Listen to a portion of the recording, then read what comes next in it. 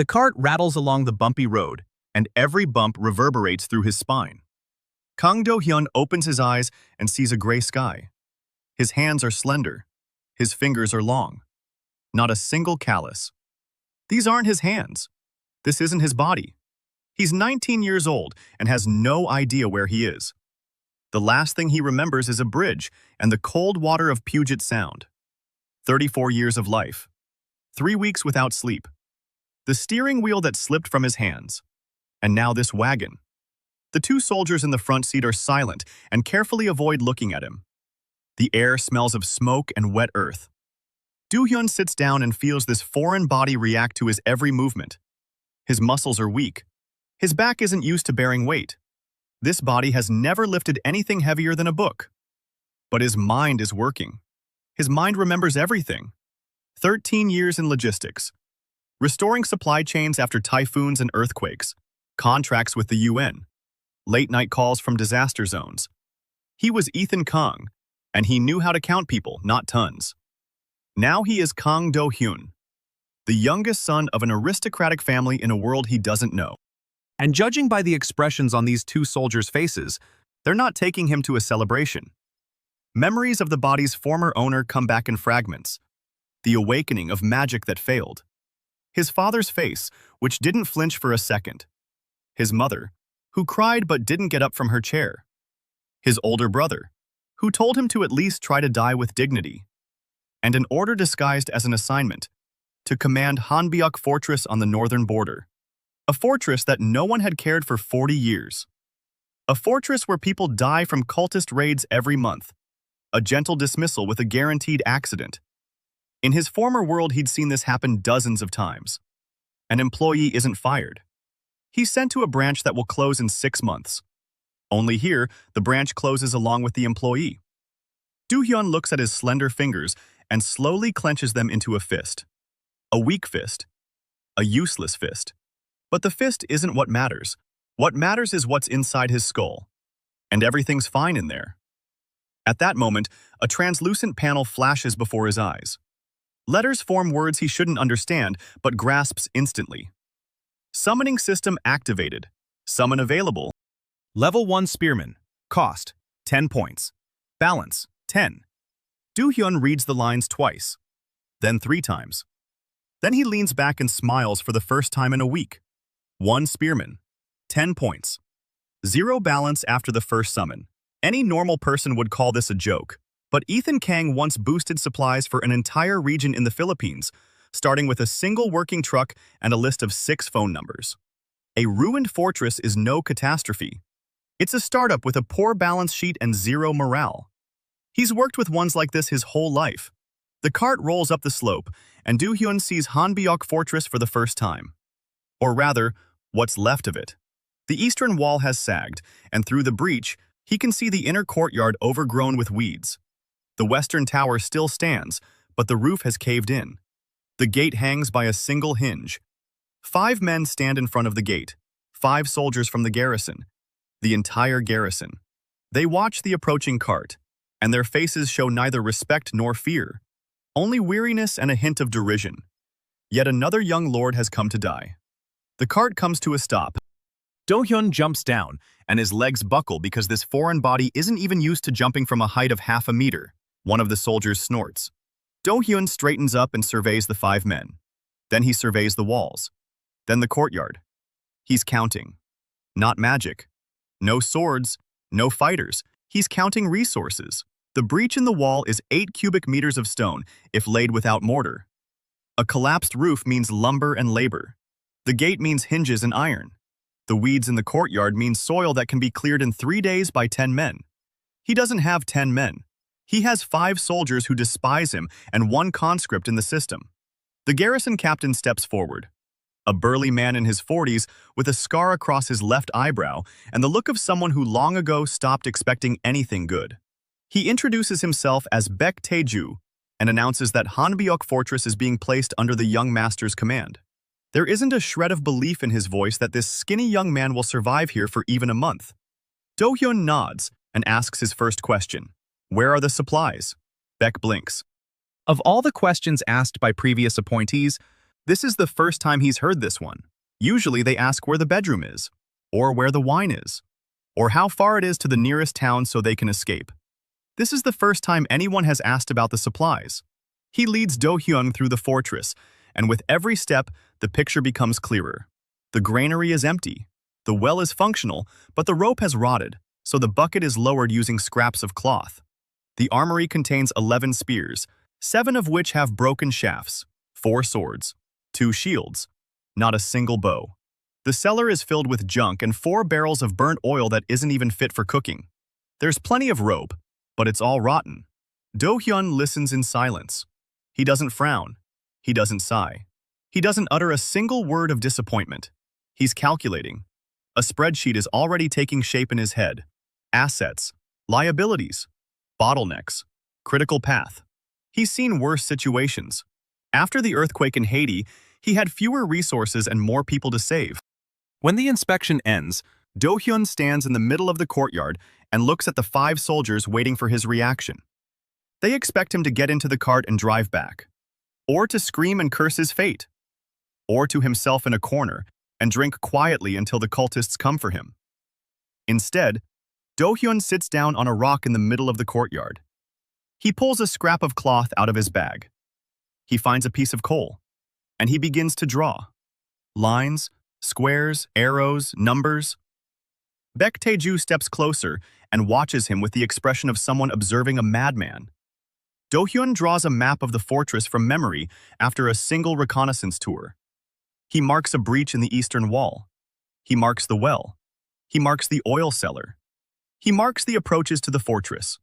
3 roads. A ravine from the south. A forest trail from the west. The main road from the east. Then he looks up and asks Baek how many days until the cultists' next raid. Baek is silent for a second. Then he replies that a messenger from the village of Pungsan arrived 2 days ago. The cultists are collecting tribute. 18 horsemen. They'll arrive in 2 days. Maybe 3. Do-hyun nods. 2 days.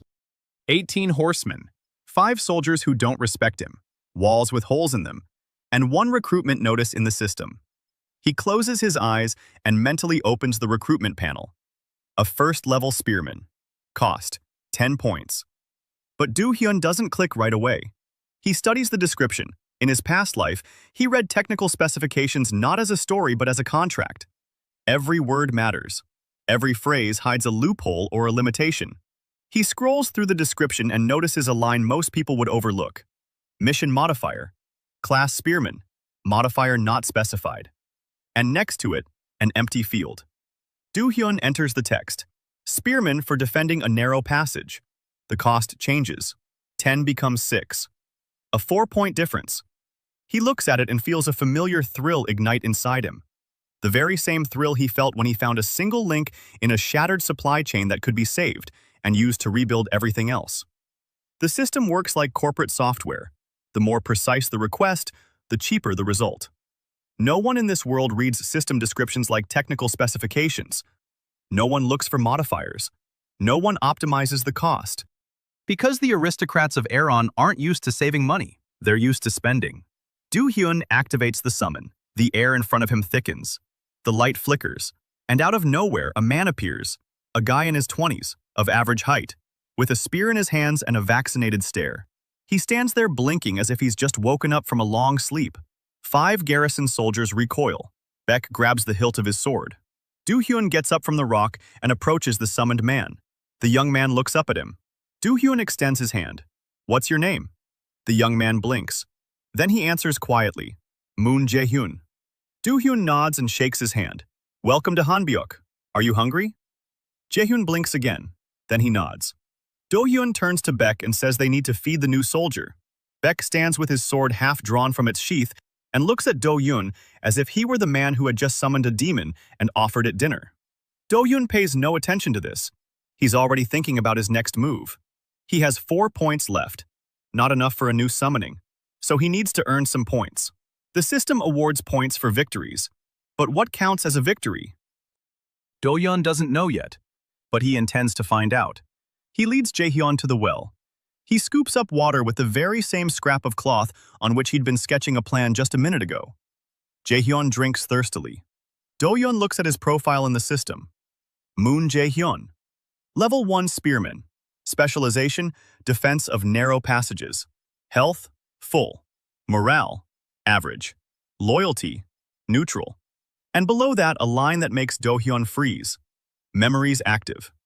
Jaehyun has memories. Childhood. His mother. A village on the riverbank. His first wooden sword. A friend who drowned when he was 12. All of this is in his memory. All of this is real to him. But none of it ever existed. Jaehyun appeared out of thin air 3 minutes ago. His life began when Do-hyun spent 6 points. Do-hyun looks at the young man drinking water and wiping his mouth with the back of his hand, and thinks about how, in his previous life, he controlled people, living people with families, dreams, and fears. He never allowed himself to think of them as resources, even when everyone around him saw them that way. It will be the same here. Jaehyun isn't a unit. Jaehyun is a human being. And Do-hyun will do everything to keep him alive. The first night in Hanbok, Do-hyun isn't sleeping. He's sitting in the commander's room, which is essentially a stone box with a hole in the ceiling through which the stars are visible. An improvised map is spread out before him, charcoal lines on fabric. He's counting. 18 horsemen in 2 days. The advance party. The gorge to the south is the only route for the cavalry. The trail from the west is too narrow. The route from the east goes around the fortress. The cultists will go through the gorge because that's the way to the village of Pungsan. They won't head for the fortress. They don't even know there's anyone here besides 5 half-dead soldiers. That's an advantage. Do-hyun isn't going to fight. He's going to make sure there's no need to fight. 4 barrels of flammable oil. The rope is rotten but long. The gorge is narrow. There's a forest on the slopes, logs on the slopes. He begins to sketch a diagram. In the morning, Do-hyun gathers everyone. 5 soldiers and Jaehyun, 6 men. He explains the plan. Briefly, without fanfare. Like a manager at a morning planning meeting. Pour the oil into the gorge over a distance of 40 paces. Prepare the logs on the slope around the bend and tie them with the rotten rope, which will snap with a single tug. Jaehyun stands on the cliff with a torch. Visible. Alone. The torch burns brightly. Below, the oil. Behind him, the barricade. Don't ask questions and don't engage in combat. Baek listens, and an expression appears on his face that Do-hyun will learn to recognize in the future. It's the expression of a man who, for the first time, suspects that this skinny boy might not be quite who everyone thinks he is. They work for 2 days. Do-hyun works alongside everyone else. His slender hands are covered in calluses by the end of the first day. He hauls rocks. He cuts rope. He rolls barrels. By the evening of the second day, the gorge is ready. The oil has been poured. The logs are secured. Jaehyun stands on the cliff and practices holding the torch so that it's visible from below. Do-hyun shows him the exact spot, 3 steps from the edge, visible but out of range of arrows. Jaehyun nods silently. He doesn't ask why. He trusts him. Do-hyun doesn't yet understand why the Chosen One trusts him so quickly. He'll understand later. Morning of the 3rd day. A messenger from Pungsan arrives at dawn. The horsemen have set out, 18 of them. They'll be here by noon. Do-hyun eats his breakfast calmly, rice porridge from the last of their supplies. He divides it equally into 7 portions. Baek notices this. 7 equal portions. Not 6 for the soldiers and 1 large one for the lord. 7 identical ones. Baek says nothing, but something in his gaze changes. Noon. 18 horsemen enter the gorge. They ride with confidence. They've traveled this path dozens of times. The tribute from Pungsan is routine, easy money. Defenseless peasants. No one puts up a fight. They've traveled halfway through the gorge when they notice the horse's hooves starting to slip. Oil. Thick and dark, it covers the rocks and turns the road into an ice rink. The horses grow restless. The riders pull on the reins. And at that very moment, a crash rings out behind them. Logs are flying down the slope. The rotten rope snaps exactly as planned. Not a moment sooner. Not a moment later. The way back is blocked. 18 horsemen stand on the slippery rocks in a narrow gorge. Ahead lie another 40 paces of oil. Behind them, a barrier of fallen logs. and atop the cliff stands a single man holding a burning torch. Moon Jae-hyun holds the torch steady. His hand does not tremble. He looks down at the horseman and says nothing. One spark, and the gorge will turn into a furnace. They all understand this. The silence lasts 10 heartbeats. Then the first horseman throws down his sword. The second follows. Then the third. Within a minute, 18 swords lie on the oil-slicked rocks. Do-hyun descends into the gorge along a side path. He walks straight toward the leader. A short man with a scar on his neck stares at him with a mixture of rage and fear. Do-hyun stops 3 steps away and speaks calmly. You have 2 options. First, you leave without weapons or horses and tell everyone that Hanbyuk Fortress is operational again. Second, you swear allegiance to the fortress and receive food and shelter. The leader spits on the ground. Then he looks up at the torch, then at the oil beneath his feet, then back at this skinny kid who doesn't even have a sword on him, and he says he chooses the second option. The system awards 340 points. Do-hyun feels the numbers appear in his mind and closes his eyes for a second. 340. For a single battle in which no one died. For a single opponent who became an ally. Now he has 344 points. That's a different story. This isn't a startup anymore. It's a functioning business that's already secured its first round of investment. The morning of the 4th day begins with a scream. One of the former cultists tried to climb over the wall at night. Not to escape. He wanted to steal a sack of grain from the shed that Beck optimistically called a granary. Beck caught him by the leg and is now holding him by the collar in front of Do-hyun. The man is about 30 years old, thin. His ribs are visible through his torn shirt. His eyes dart about. Peck says that under martial law, stealing from the fortress's supplies is punishable by having one's hand cut off. Do-hyun looks at the thin man, then at the sack. Then he asks when this man last ate before last night's dinner. Beck blinks. The man remains silent. Then he manages to say, 3 days. Do-hyun nods and tells Beck to let him go. Beck won't let him go. He looks at Do-hyun and his gaze is a direct question. If he lets the thief go unpunished, the other 17 will decide they can take whatever they want here. Do-hyun understands this. He turns to the man and tells him that, starting today, he's in charge of keeping track of the grain. All of it. Every grain entering and leaving the granary passes through his hands. If even a handful goes missing, he's personally responsible. But for this job, he gets an extra serving of porridge in the morning. The man looks at him in silence. Then he nods. Beck lets him go and turns to Do-hyun. He wants to say something but doesn't. He just shakes his head and walks away to check the guard posts. Do-hyun notes another point in his mind. He didn't punish the thief. He burdened him with responsibility. A person who bears responsibility for a resource doesn't steal that resource. Corporate psychology works everywhere, even in a fortress at the edge of the world. After breakfast, Do-hyun summons 2 people, an engineer to restore the stone walls. Out of thin air appears a broad-shouldered man in his 40s with strong hands and a calm gaze. His name is Kwon Tae-sik. He inspects the walls and shakes his head, but not out of despair but out of professional passion. For him, a difficult job is a challenge, not a death sentence. The second summons. A medic for triaging the wounded in the field. 8 points. A woman in her mid-30s appears, carrying a bag of herbs over her shoulder and with watchful eyes. Her name is Oh Ji-yeon. She immediately examines all 24 people in the fortress and, an hour later, reports the list to Do-hyun. 3 former cult members have infected wounds. One of Beck's soldiers develops a fever from drinking bad water. Beck himself has a chronic injury to his left shoulder, which he hides because he's afraid of appearing weak. Do-hyun listens and takes notes. Then he asks what she needs to do her job. Ji-yeon lists the items: clean water, bandages, a pot for boiling water, a place with a roof. Do-hyun nods, and 2 hours later, a medical station is set up in the only room with an intact roof. It's the former commander's bedroom. Do-hyun moves into a room with a hole in the ceiling. Beck finds out about this and, for the first time, looks at Do-hyun, not as a commander, but as something he can't quite understand. The Lord gave his room to the doctor. In his world, lords take the best rooms for themselves. But here, it's the opposite.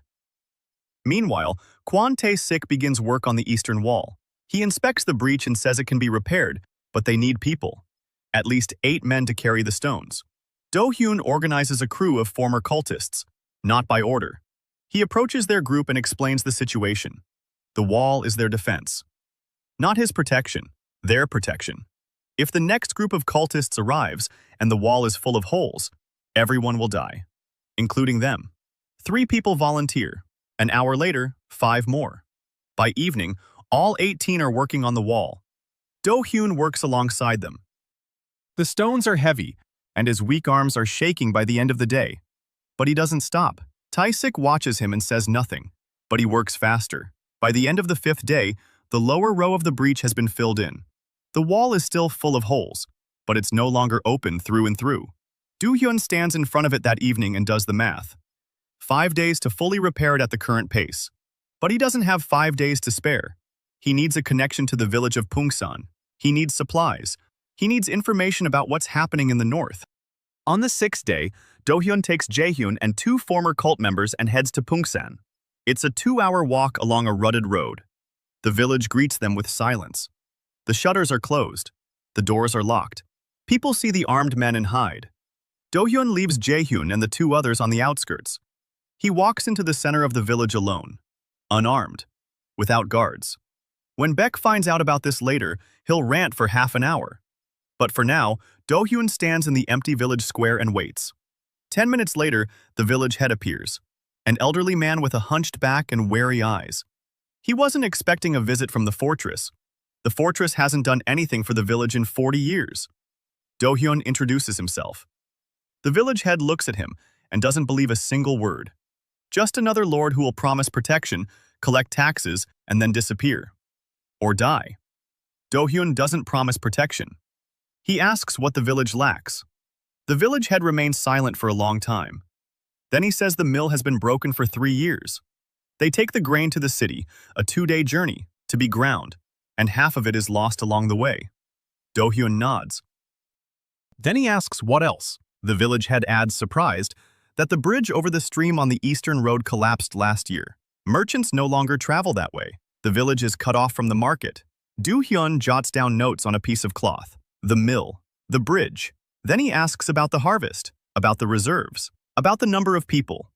The village head answers with growing confidence because, for the first time in 40 years, someone from the fortress is asking the right questions. Not how much grain can be taken, but how much grain there is, and whether it's enough for the people. Do-hyun returns to Hanbyuk by evening. A plan has already taken shape in his mind. The mill is the key. If the mill is repaired, the village will stop losing grain during transport. The surplus grain can be sent to the fortress as payment for protection, not a tax.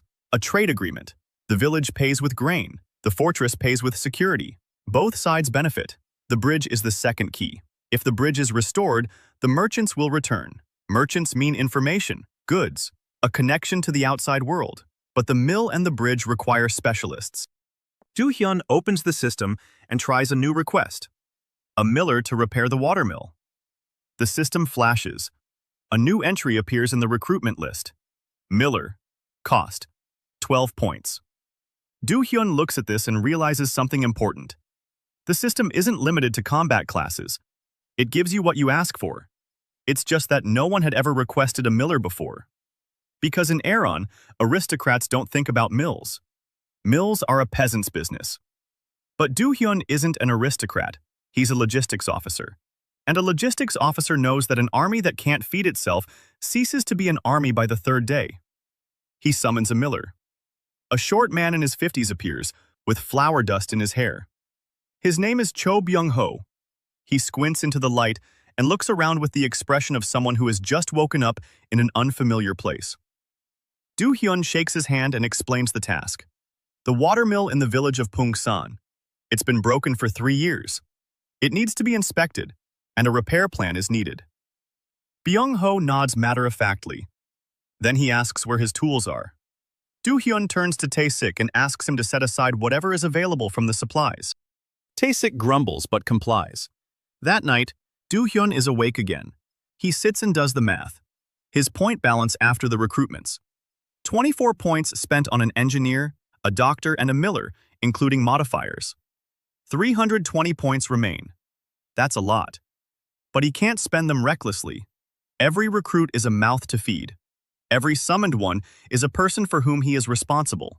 If a summoned one dies, the points won't come back, and Do-hyun will lose a part of himself. The system warned him about this in small print at the very bottom of the description. The loss tag. Every death of a summoned one lowers the army's maximum cap. Lowers it permanently. Do-hyun read it, reread it, and memorized every word. This isn't a game. There's no restart button here. On the 7th day, something happens that Do-hyun hadn't planned for. People arrive at the fortress gates. 7 people. 3 families from a distant village that the cultists burned down a week ago. 2 women. 1 old man. 4 children. They stand at the gates in silence because they don't know if they're allowed to ask. Baek reports to Do-hyun and waits for orders. According to military regulations, civilians are not allowed into the fortress during a period of threat. Do-hyun goes down to the gates. He looks at the 4 children. The youngest is about 4 years old. He's clinging to his mother's skirt and isn't crying. He's already forgotten how to cry. Do-hyun opens the gate. Baek begins to talk about protocol and security. Do-hyun listens and nods, but opens the gate anyway. He leads them inside. Ji-hyun examines the children. One has a fever. Another has a burn on his arm from the fire. She works quickly and silently. Do-hyun arranges a place for the refugees in the West Wing.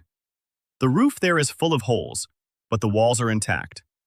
He finds fabric for partitions. He finds straw for bedding.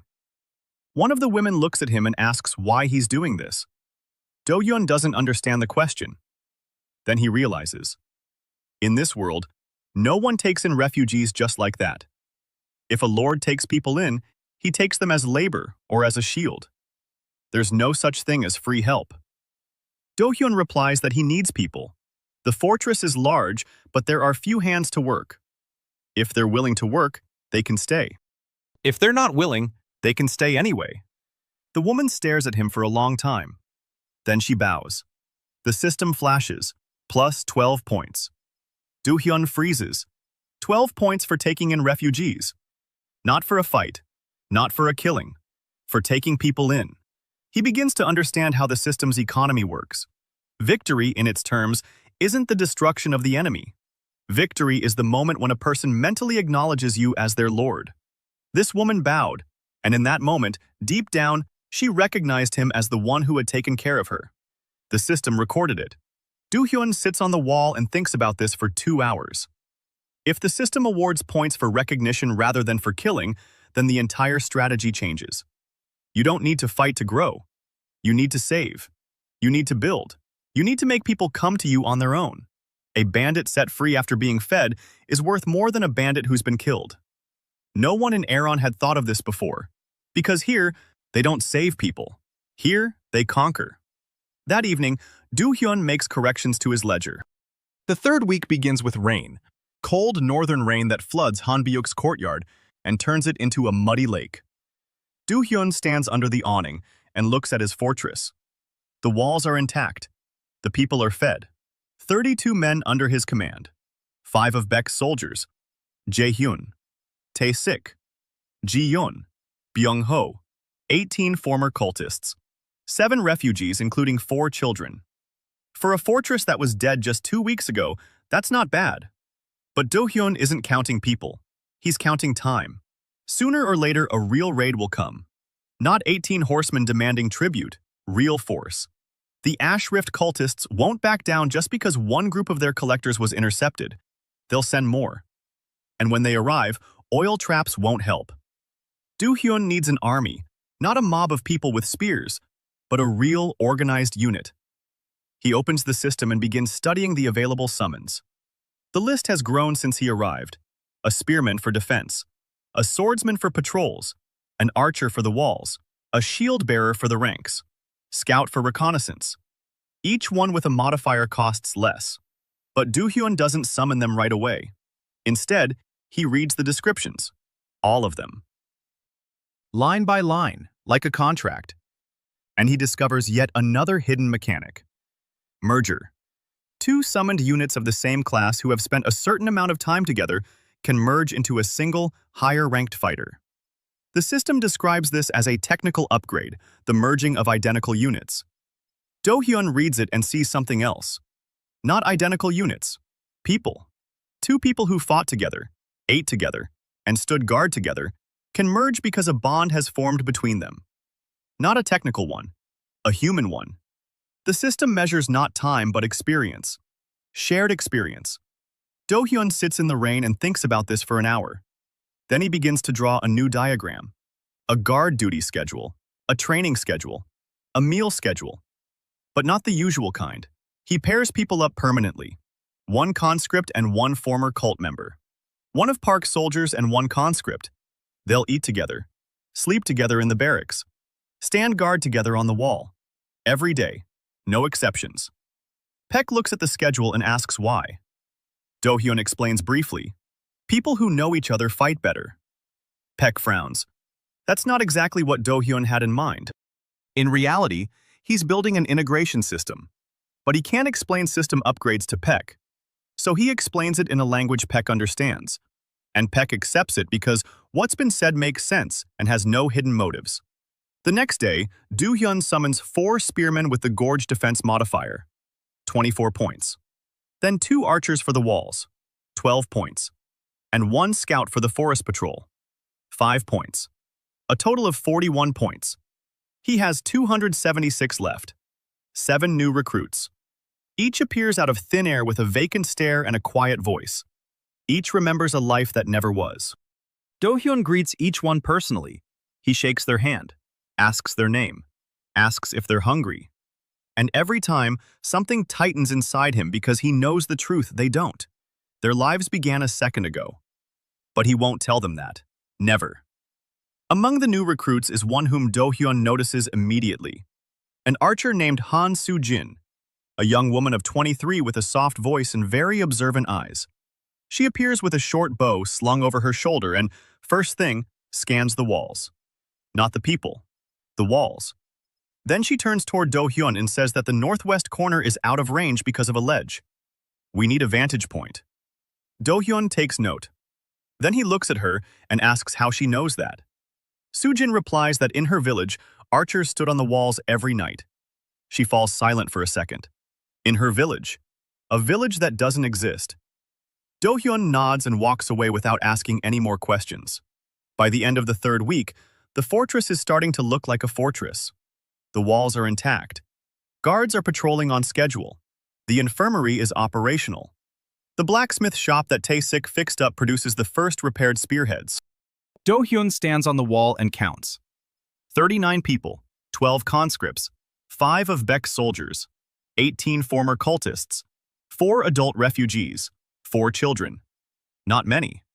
But they're organized and fed. That matters. Just then, a scout named Yoon Dong-ho comes running out of the forest. He's gasping for breath. His face is pale. He reports that he's spotted a detachment. 40 on foot, 10 on horseback, bearing the banners of the Rift cult. They're coming from the northeast. They'll be here by morning. Do-hyun climbs down from the wall. His hands are growing cold, but his voice remains steady. 50 fighters against his 39, of whom only 25 can be counted on in battle. The rest are children, a healer, a miller, and an engineer. Baek approaches. His face is stony. He says they can hold the walls, but if the enemy launches an assault from both sides at once, they won't have enough men. Do-hyun nods. He won't hold the walls. The oil trap in the gorge worked once. It won't work a second time because there's no more oil. But the principle is the same. Don't fight the enemy. Make it so that fighting isn't worth their while. He calls a council. Paek, Jae-hyun, Soo-jin. 2 elders from among the former cultists. Do-hyun unfolds a map of the area and begins to speak. The cultists are coming from the northeast. That means they'll bypass the gorge and head for the main gate. The gate is new. Tae-sik reinforced it a week ago. It will withstand a battering ram, but not for long. So we need to make sure no one reaches the gates. One of the former cultists raises his hand. His name is Park Un-soo. He was a squad leader in the unit that surrendered in the gorge.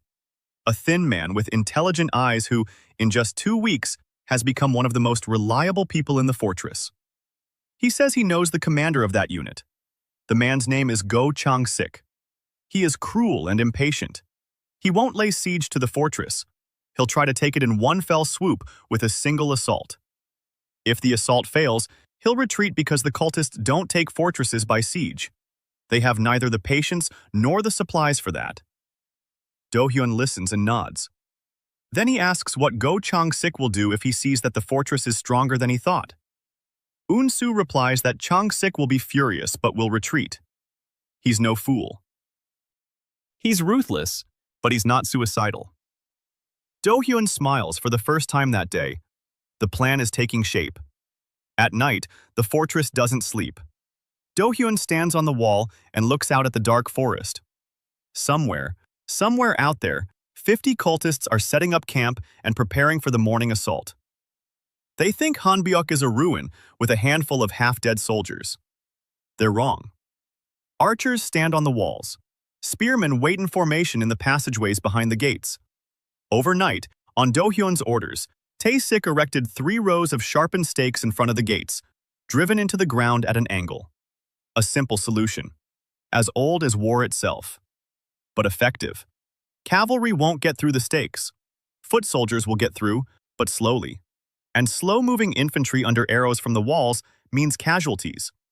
Do-hyun doesn't intend to kill everyone. He intends to kill enough so that Go Chang-sik realizes the price is too high. Dawn.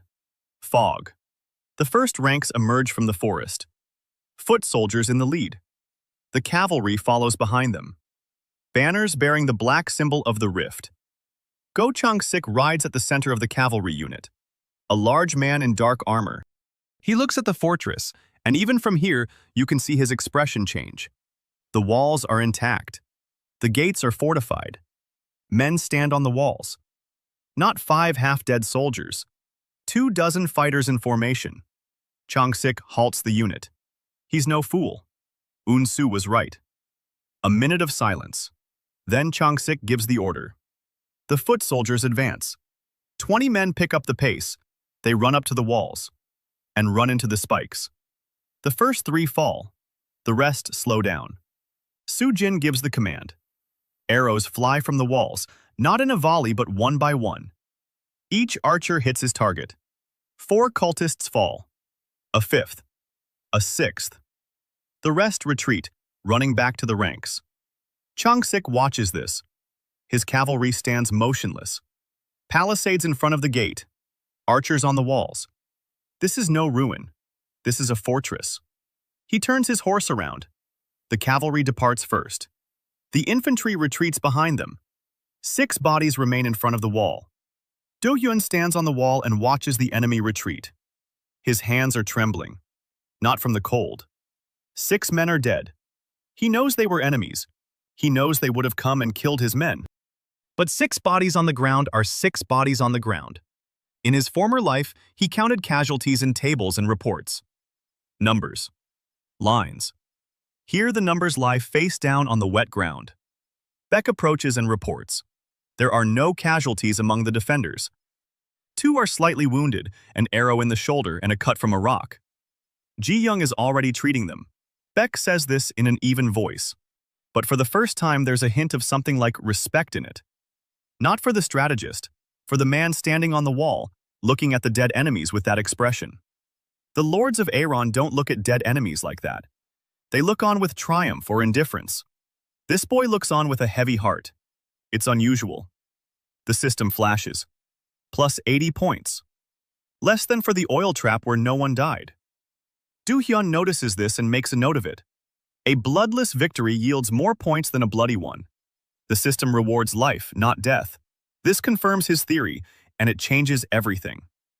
The day after the battle, Do-hyun goes down to those ruins. Peck asks why. Do-hyun doesn't answer. He examines the dead.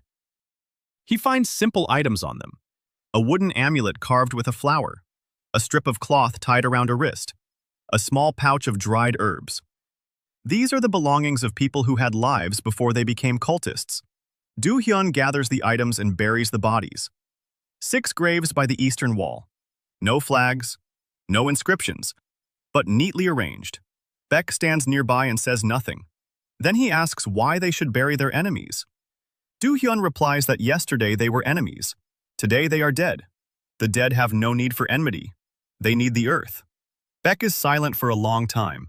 Then, for the first time in 3 weeks, he addresses him not as young master, but as commander. One word. But Do-hyun hears in it 3 weeks' journey from mockery to something entirely different. The end of the 3rd week. Do-hyun sits in his room with a leaky roof through which rain drizzles and counts people. Not abstract people, specific ones. Names, faces, conditions. Kwon Tae-sik is overworking himself. The shoulder he strained against the wall is starting to bother him. He needs to take 2 days off, but he won't listen. Moon Jae-hyun isn't sleeping enough.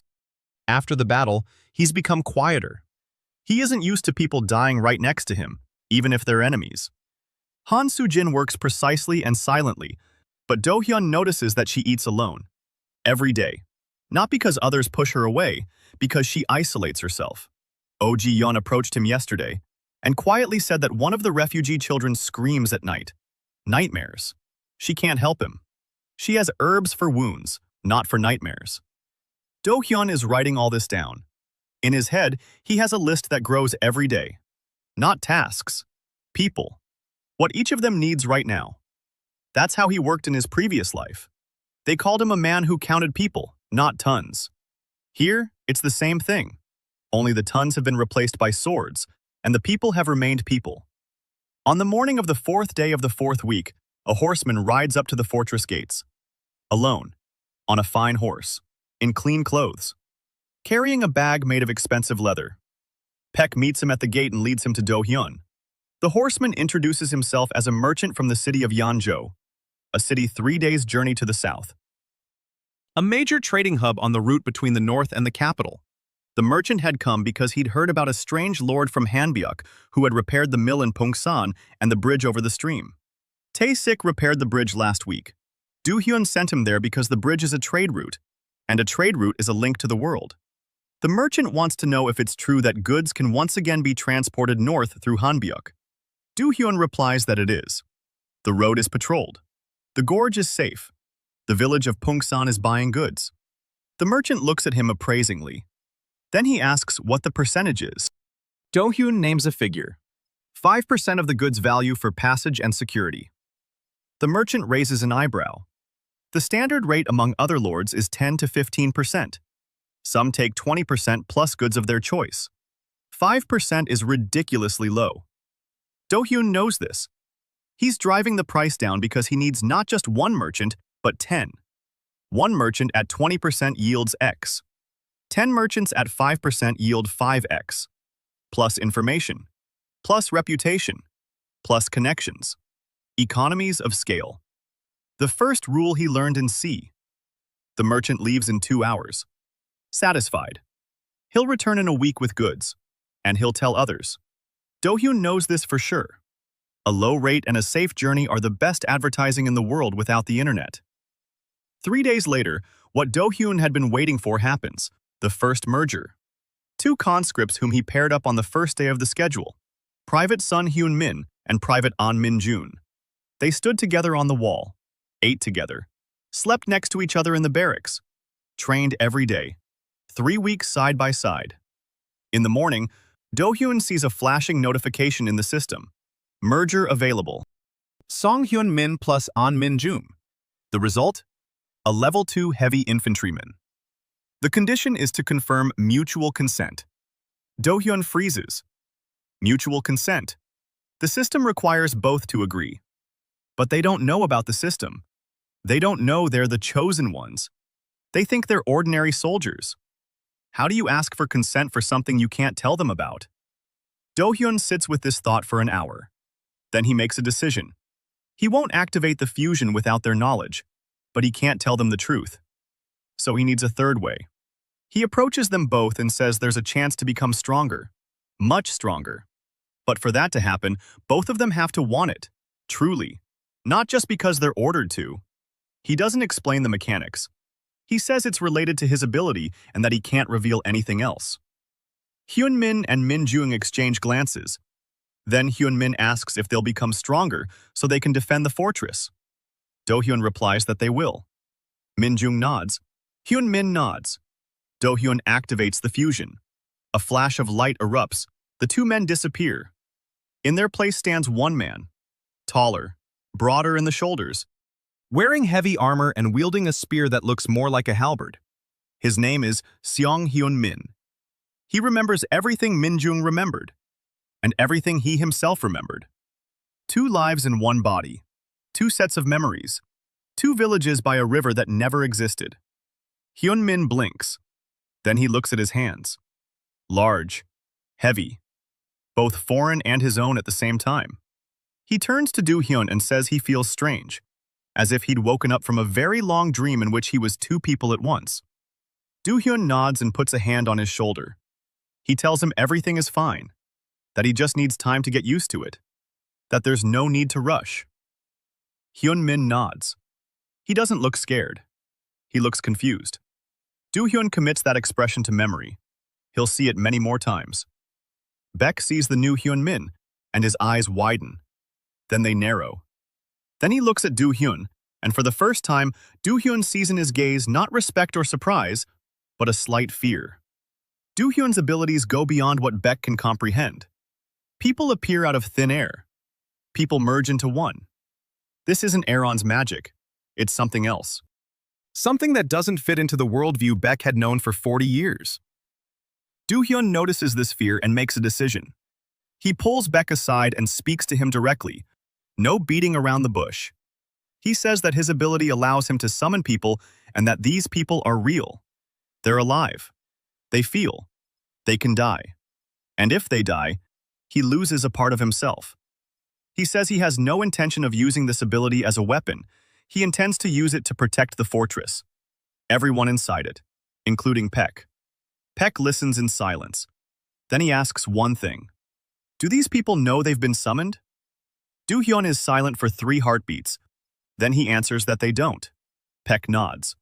He's silent for a long time. Then he says he hasn't decided what to think about it yet. But for now, he's still young. No. As long as the commander keeps doing what he's doing, he'll stay by his side. This isn't a pledge of loyalty. It's an honest, conditional promise. Do-hyun accepts it for what it is. The next day, a girl arrives at the fortress. Alone. On foot. Carrying a trunk on her shoulders that's clearly too heavy for her. She's 17. Slender arms. Neat posture. Eyes that look at everything with keen attention.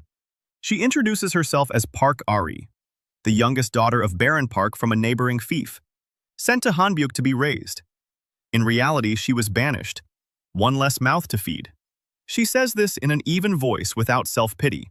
A fact, not a complaint. Do-hyun looks at her and sees something familiar.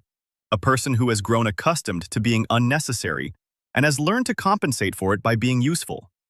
He used to be like that himself, in his past life and in this one. Ari asks how she can be of use. Do-hyun asks what she knows how to do. Ari lists them off. Literacy, arithmetic, court etiquette, calligraphy, the basics of diplomatic correspondence, 3 languages, and the history of the great clans. Do-hyun listens, and with every word, his eyebrows rise a little higher. The second month begins with a letter. Ari brings it to Do-hyun in the morning. Her expression is serious. She hides her smile.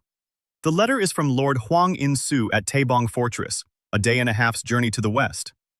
Lord Hwang is an exile just like Do-hyun, the 3rd son of a minor clan, sent north to die, only without a conscription system, without strategic thinking, without anything. His fortress is in worse condition than Hanbyuk was a month ago. The letter is short. Lord Hwan requests a meeting. Ari reads between the lines. He is in despair. His garrison consists of 4 men. The village under his protection is starving. Cultists come every 2 weeks. He's writing because he heard from a merchant that there's a new lord in Hanbyuk who's repairing the mills and isn't imposing exorbitant taxes. Lord Hwan does not ask for help directly. His pride won't allow it. But every word in the letter cries out for help. Do-hyun reads the letter twice. Then he looks at the map drawn by the scout Dong-ho. Taebong is in the west. Hanbyuk is in the center. Punsan is in the southeast. 3 dots. 3 villages near each fortress. If you connect them with lines, you get a triangle. A triangle that controls all the northern mountain passes. Do-hyun sees this instantly. He's been studying maps his whole life. Transportation routes, logistical hubs, bottlenecks in the supply chain. Taebong isn't just a neighboring fortress, it's the western flank. Without Taebong, Hanbyuk is vulnerable to a flanking maneuver. The cultists could bypass its walls and strike Pungsan from the west. He tells Ari to write a reply, formal and polite, with an invitation to visit Hanbyuk at any convenient time, and to add informally that Hanbyuk is willing to discuss mutual benefit. Ari smiles. She understands. Do-hyun isn't going to offer help for free. He's going to propose an alliance. 3 days later, Lord Hwang In-soo arrives in person, on horseback, alone, without an entourage because he has no entourage. He is a man of about 25, thin, with dark circles under his eyes. He's wearing armor that's clearly been repaired many times. The sword at his belt is good but old. He rides through Hanbyuk's gates, and Do-hyun sees his eyes widen. Intact walls, patrols on the walls, people in the courtyard, children. The blacksmith's forge is working. Smoke rising from the infirmary. The sound of a mill from the village. This isn't what he expected to see. He expected ruins just like his own. Do-hyun meets him in the courtyard. In person. He extends his hand. Hwang In-soo looks at the outstretched hand, and for a second, his face loses its expression of polite indifference. In Aeron, lords do not extend their hands to other lords. They nod, or bow according to protocol. A handshake is a gesture between equals, or a gesture of commoners. In-soo shakes his hand after a pause. Do-hyun leads him to lunch. Not to the banquet hall, because there is no banquet hall. To the table in the common room where everyone eats. 20 people at long tables. The chosen, former cultists, soldiers, Ari, Taesik, all together. In-soo sits down and watches this. A lord eats at the same table as his soldiers, with his peasants, with former bandits. That's not how it works. Nowhere in Aeron does it work that way. After lunch, Do-hyun shows him around the fortress, the walls, the guard posts, the infirmary, the blacksmith shop, the diagram on the wall of the commander's office. In-soo stares at the Gantt chart for a long time. Then he asks what it is. Do-hyun explains. A work plan. Deadlines. Dependencies. What depends on what, and what needs to be done first. In-soo listens and nods slowly. He doesn't understand the details, but he gets the gist. Before him is a man with a plan. Not a dream. Not a hope. A plan. With numbers and deadlines. They sit down at the table and talk. Do-hyun listens. In-soo explains. Taebong is falling apart. 4 soldiers. Walls riddled with holes. The village beneath him is dying out. He's tried to do something but doesn't know how.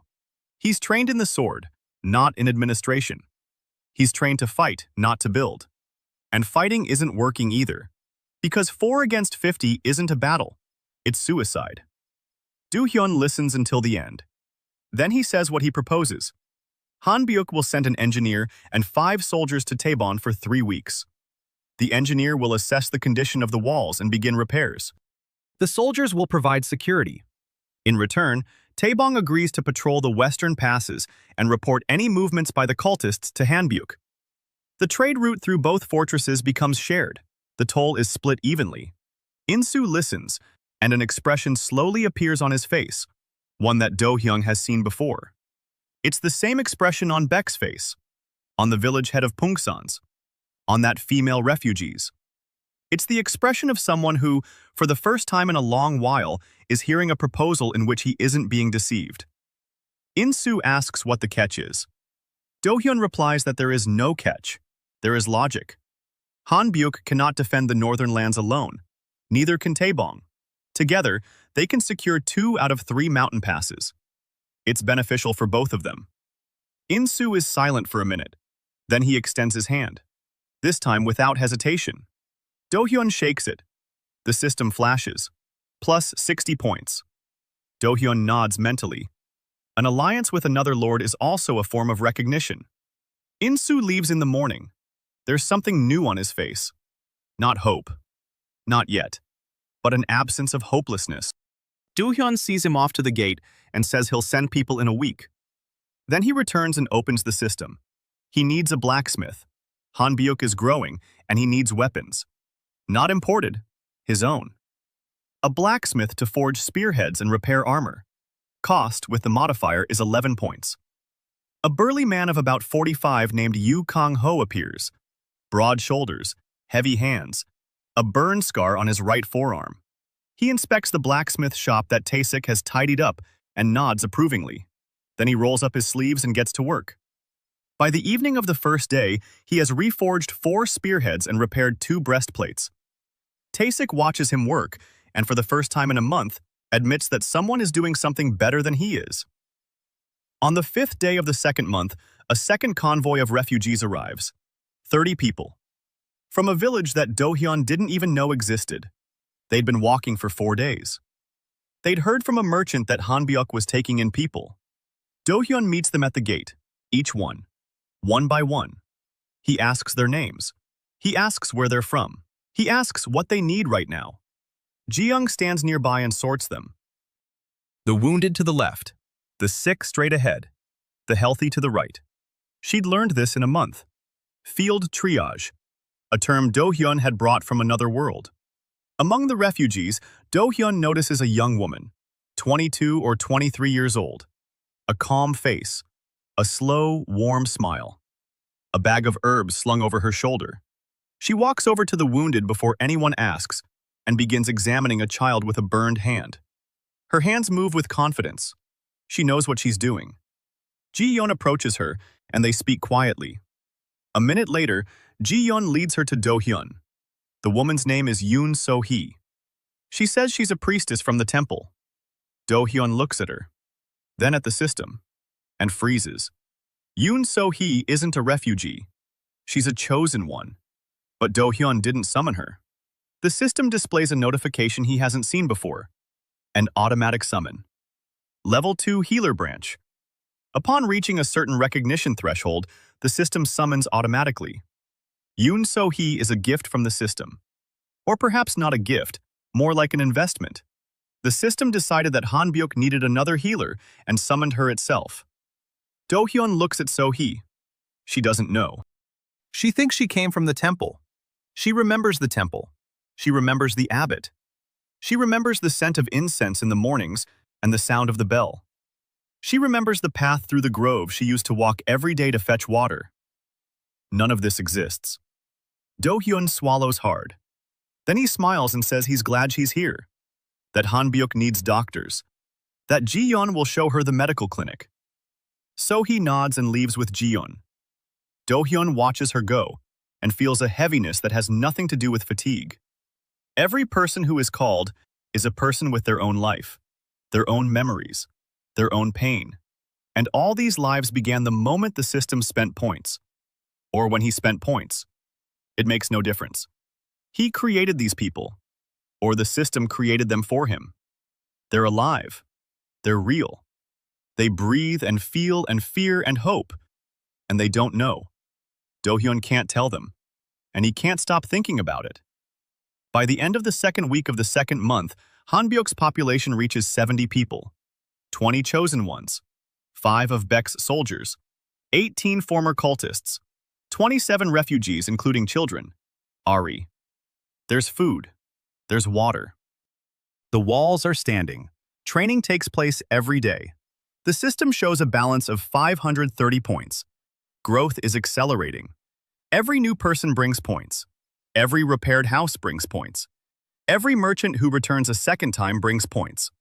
Do-hyun draws a second curve on the wall, next to the first one, the population curve and the points.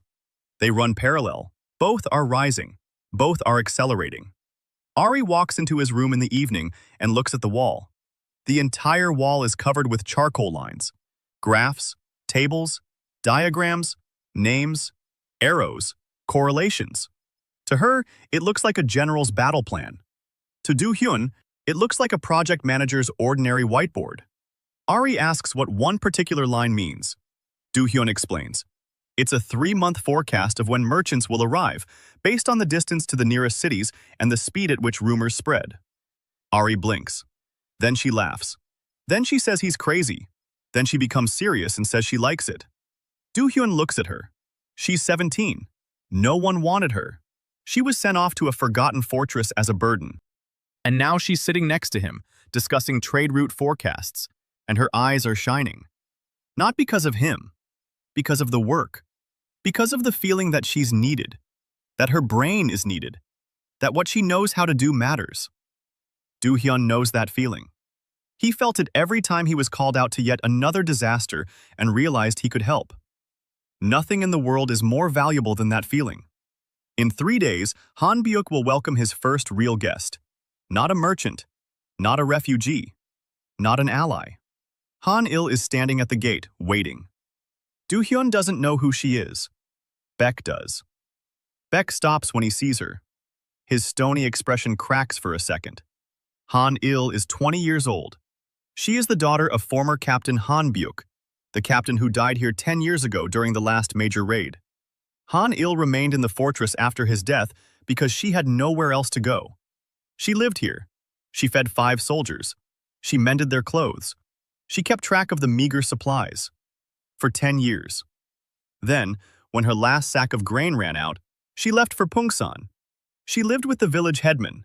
She worked at the mill, the very one Byung-ho had repaired. And when rumors reached her about the new lord who was rebuilding Hanbyuk, she came to see for herself.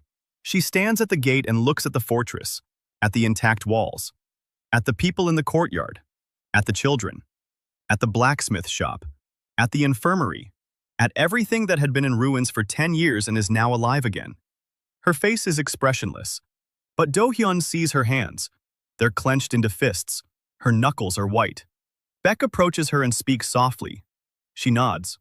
She doesn't smile. Baek leads her to Do-hyun. Do-hyun extends his hand.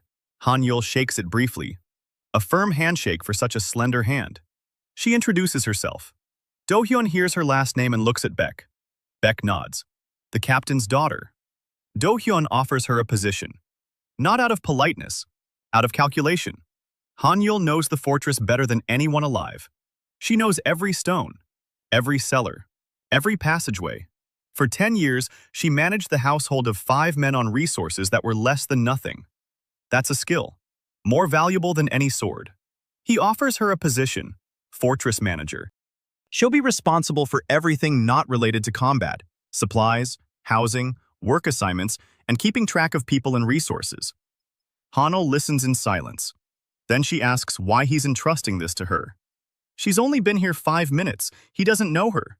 Do-hyun replies that he knows enough. She carried this fortress on her shoulders for 10 years. Without help, without thanks, without hope. And the fortress stood. 5 soldiers were alive when he arrived. Not because they were good soldiers, because she fed them. Hanul looks at him. For a long time. Her face is expressionless, but her fists slowly unclench. She nods. One word. She agrees. Do-hyun hands her the key to the storage cellar, the only key. He wore it around his neck for the first month. Hanul takes the key and clenches it in her palm. Then she leaves. An hour later, Do-hyun hears her scolding 2 former cult members who left their porridge uneaten. Her voice is quiet and steady, but both culprits turn pale. Baek stands next to Do-hyun and watches this. Then he says quietly, "She's definitely Captain So's daughter." He had the same voice. People would turn pale. Do-hyun nods. Then he asks Baek what Captain So was like. Baek is silent for a long time. Then he replies that he was the best commander Baek had ever known. Not the strongest, not the smartest. The best, because he knew every soldier by name, and every soldier knew that Captain So would die for him. And when that final raid came, Captain So stood at the gate until the very end, until all the wounded had been carried out. Then the gate collapsed. Baek falls silent.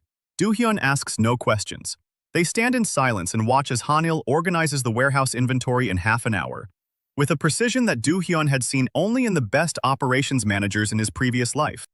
In the evening, Do-hyun updates his board. The morning begins with Han-yul's scream. Not out of fear, out of anger. She stands in the middle of the warehouse and counts the bags of grain. There should be 23. There are 19. 4 bags have disappeared overnight. Han-yul calls for Beck. Beck calls the guards. The guards swear that no one passed through. Do-hyun goes down to the warehouse and examines the lock. The lock is intact. There's only one key and Han-yul had it, so the thief didn't come in through the door. Do-hyun inspects the basement walls. In the far corner, behind a shelf, he discovers a hole. Not a breach, a tunnel. Someone dug from the outside. Carefully, quietly, professionally. Do-hyun crouches down and peeks into the hole. It's narrow. A child could squeeze through. An adult couldn't. He stands up and thinks. Then he counts the children in the fortress. 8. 4 from the first group of refugees. 4 from the second. Everyone's here. So the thief is outside. A child from the village or a vagrant. Do-hyun doesn't set a trap. He doesn't order an ambush. He orders a sack of grain and a bowl of hot porridge to be left by the hole, and to wait. On the third night, the sentry reports. A boy of about 10. He crawled through the hole, saw the porridge, ate so fast he choked. The sentry didn't grab him. Do-hyun had ordered him not to. In the morning, the boy is sitting by the hole, looking up at the fortress from below. He's dirty, skinny. His eyes are huge on his gaunt face. Do-hyun goes down to him. He sits down on the ground beside him, not across from him, right next to him. He's silent. The boy is silent too. After 5 minutes, Do-hyun asks his name. The boy doesn't answer. Do-hyun takes a piece of bread out of his pocket. He holds it out. The boy grabs it and eats it. Do-hyun waits. Then he asks again. The boy says his name is Yoon Tae-ho. He's 11. His village was burned down. He's been walking alone for 3 weeks. Do-hyun nods. Then he stands up and holds out his hand. The boy looks at the hand. Then at the fortress. Then he takes the hand. The system flashes. Plus 8 points. Do-hyun leads him inside. Ji-young examines him. Exhaustion. 3 broken fingers on his left hand that have healed crookedly. A burn on his back. Ji-young works in silence. Her face is calm, but her hands move faster than usual. Han-il finds some clothes. Ari finds a blanket. So-hee brings a herbal cough remedy. 4 women surround a single boy. Do-hyun stands in the doorway and watches. Then he leaves. He has business to attend to. Business can't wait. The next morning, Do-hyun receives a second letter. Not from an ally, from an enemy. The letter has no seal, no signature. The text is short. Lord Hanbyok has insulted the cult of Ash. Lord Hanbyok has accepted defectors. Lord Hanbyok must return the 18 people who belong to the cult. He has 7 days. After that, the cult will come for them itself. Do-hyun reads the letter. He rereads it. Then he folds it and puts it in his pocket. He calls for Beck, Eun-soo, Na-yeon. Na-yeon arrived 3 days ago. A 24-year-old mercenary swordswoman. She came intending to secure a contract to guard caravans. A bit rough around the edges. Cynical. Swears like a sailor. Drinks a lot. Sleeps even more. But her eyes see the battlefield like no one else in Hanbyok does. She didn't stay for the money. She stayed because on the first evening, she saw Do-hyun sit down next to a wounded soldier and ask his name. 8 lords before him. Not a single one had asked for their names. She didn't say why she stayed, she just stayed. Do-hyun convenes a council. 4 people at the table. The letter in the center. Beck says the cult isn't bluffing. If they said 7 days, it means 7 days. After that, they'll come. That's a lot. Eun-soo confirms this. He knows the cult's structure from the inside. The cell that sent the letter isn't the same bandits who collected tribute. This is the combat wing.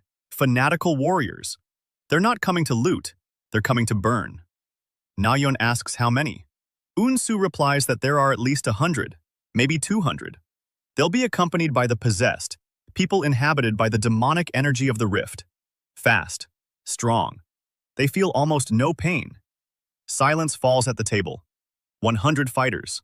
200, including the possessed. Do-hyun has 25 recruits, 5 of Beck's soldiers, 18 former cultists, 12 of whom know how to fight. Na Yun. A total of 39 fighters, against 100 or 200. Beck speaks quietly. We need to evacuate the civilians. Take them to Pungsan or further away. We can't hold the fortress with these odds. Do Hyun is silent. He looks at the map, at the diagram of the fortifications, at the list of resources. Then he says he won't evacuate. Beck looks up. Na Yun does too. Do Hyun explains.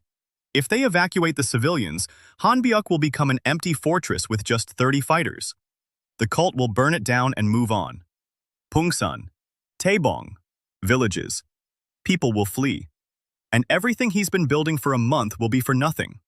Civilians aren't a burden. Civilians are the reason. Without them, the fortress is meaningless. Na Yeon looks at him and says he's a crazy puppy. Then she smirks and says she likes it. Do Hyun unfolds the map and starts drawing. 7 days. In 7 days, he must make the fortress impregnable, or at least costly enough that an assault would cost more than a retreat. Day 1. Do Hyun summons 10 fighters, 5 spearmen to defend the walls, 3 archers, 2 shield bearers, modifiers for each. Cost? 62 points. He has 468 left. Day 2. Tae-sik and a team of 10 build a second line of defense inside the fortress. If the outer walls fall, the defenders will retreat to the inner courtyard, where the passageways are narrow and each spearman is worth 5 men. Day 3. Ganho works in the smithy from dawn to dusk. Spearheads, shields, metal plates to reinforce the gates. Day 4. Soo-jin trains the archers, 8 archers on the walls. Each knows his sector. Each knows the priority targets, the possessed first, the commanders second, and the rank and file last. Day 5. Do Hyun opens a new branch of the draft. He enters a query that no one in Aeron has ever entered before. A sapper to set up field barriers. The system flashes. For a long time. Then it displays the result. Sapper. Cost with modifier. 9 points. Do Hyun summons him. A quiet man in his 30s named John Woo Hyun appears. He surveys the approaches to the fortress and, in 2 days, turns them into an obstacle course. Pits with stakes, camouflaged with branches. Ankle-high rope tripwires. Stone barriers that can be knocked down with a single blow from a sledgehammer. Simple, rough, effective. Day 6. Do Hyun sends a messenger to Hwang In-soo. The request is brief. If you can send men, send them. If you can't, fortify your walls and hold the western pass. In-soo replies by evening. He sends 3 men. His best men. 3 soldiers isn't many, but that's all he has. And the very fact that he sent them means more than their number. Day 7, morning. Do Hyun stands on the wall and counts. 35 conscripts, 5 of Beck's soldiers, 12 combat-ready former cultists. Na Yun, 3 of In-soo's soldiers, a total of 56 fighters, against 100 or 200. Bad, but not hopeless. The walls are strong. The barricades are ready. The archers are in position. The inner line of defense is in place. And there's something else. The system has unlocked the Heavenly Archer branch. Do Hyun has been studying it all week. A Heavenly Archer is no ordinary archer. They're elite fighters with enhanced accuracy and arrows that pierce magical defenses. They cost 40 points each. Expensive. But Do Hyun summons 3 of them. 120 points. 3 archers in silver armor appear on the wall. Their bows are longer than usual. Their eyes are calm. They gaze at the horizon as if they can see farther than ordinary people, because they can. Soo-jin looks at them, and for the first time, Do Hyun sees something on her face other than professional focus. Admiration. She approaches one of the archers, and they speak in a language Do Hyun doesn't fully understand. The language of the archers. Technique, angles, wind. Soo-jin has found her match. Noon. Dust on the horizon. Un-soo stands on the wall and counts. His face pales. He turns to Do Hyun. Not 100, not 200. About 150. And among them, at least 20 fanatics. Do Hyun nods. Then he goes down into the courtyard. Civilians are gathered in the inner courtyard behind the second line of defense. The children are quiet. Ji-yeon and So-hee are setting up a first aid station.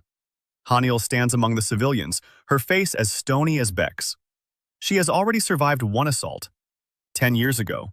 It cost her her father. Do-hyun approaches her. He doesn't say that everything will be all right. He doesn't promise victory. He says one thing. No matter what happens, she must know that over the past 5 weeks, she has done more for this fortress than all the previous lords combined in 40 years. And that her father would be proud. Hanil looks at him. Her lips are pressed into a thin line. She nods. Once. Then she turns to the civilians and begins handing out water. Do-hyun returns to the wall. The enemy is approaching. He sees the banners, black with a crimson symbol. He sees the possessed. They're running ahead of the rest faster than horses. Their bodies are contorted unnaturally. Their joints bend sideways. Their skin is gray. Their eyes are empty. The demonic energy of the rift has made them strong and broken them from within. Na-yeon stands next to Do-hyun and curses under her breath. Then she stops cursing and draws her sword. Her expression changes. The cynicism fades. Only concentration remains. Do-hyun sees this and understands why she survived the 8 lords. She knows how to switch gears. The game begins. The first possessed ones charge at Uyeon's barriers. The pits are working. 3 fall. The stakes pierce right through them. But they keep moving. The possessed don't die quickly. The tripwires are triggered. 2 more stumble and fall. The rest jump over and run toward the walls. Soo-jin gives the order. Arrows fly. Ordinary arrows pierce the possessed, but they keep running. Soo-jin shoots herself. 3 arrows, 3 hits. 1 possessed falls. The other 2 slow down. Then the heavenly archers fire for the first time. Silver arrows. A quiet ringing as they're released. The arrows strike the possessed, and they fall instantly. No screams, no agony. A silver light flashes where they're hit, and the demonic energy dissipates. Clean, quickly, completely. 6 possessed are dead within the first minute. The remaining 14 slow down. They aren't afraid of ordinary arrows. But silver arrows are another matter. They sense danger. The main body of cultists advances to attack range. Infantry in the front. Shields. Spears. They march in formation. Not perfect, but a formation nonetheless. This isn't a gang. It's an army. A poor one, but an army nonetheless. They reach the first line of barriers and slow down. Pits, stakes, rocks. Every step costs time. And time costs blood, because the arrows don't stop. Soo-jin and the heavenly archers work methodically. Every arrow is a target. Every target is a kill. 30 minutes. The cultists lose 20 men on the approach to the walls. Another 10 possessed are destroyed by silver arrows, but the rest make it through. Ladders slam against the walls. Spearmen meet the first climbers. Jae-hyun stands at the narrowest point of the eastern wall. His specialty is defending narrow passages, and here that specialty is worth 10 fighters. He lets no one through. His spear moves like a piston. Forward, back, forward. Every strike is precise. Every strike is economical. Hyun-min, a heavy infantryman, stands at the gate. His halberd traces wide arcs. The shield in his left hand absorbs the blows. He alone holds the gate. Na-yeon appears where the fighting is at its fiercest, the southern wall.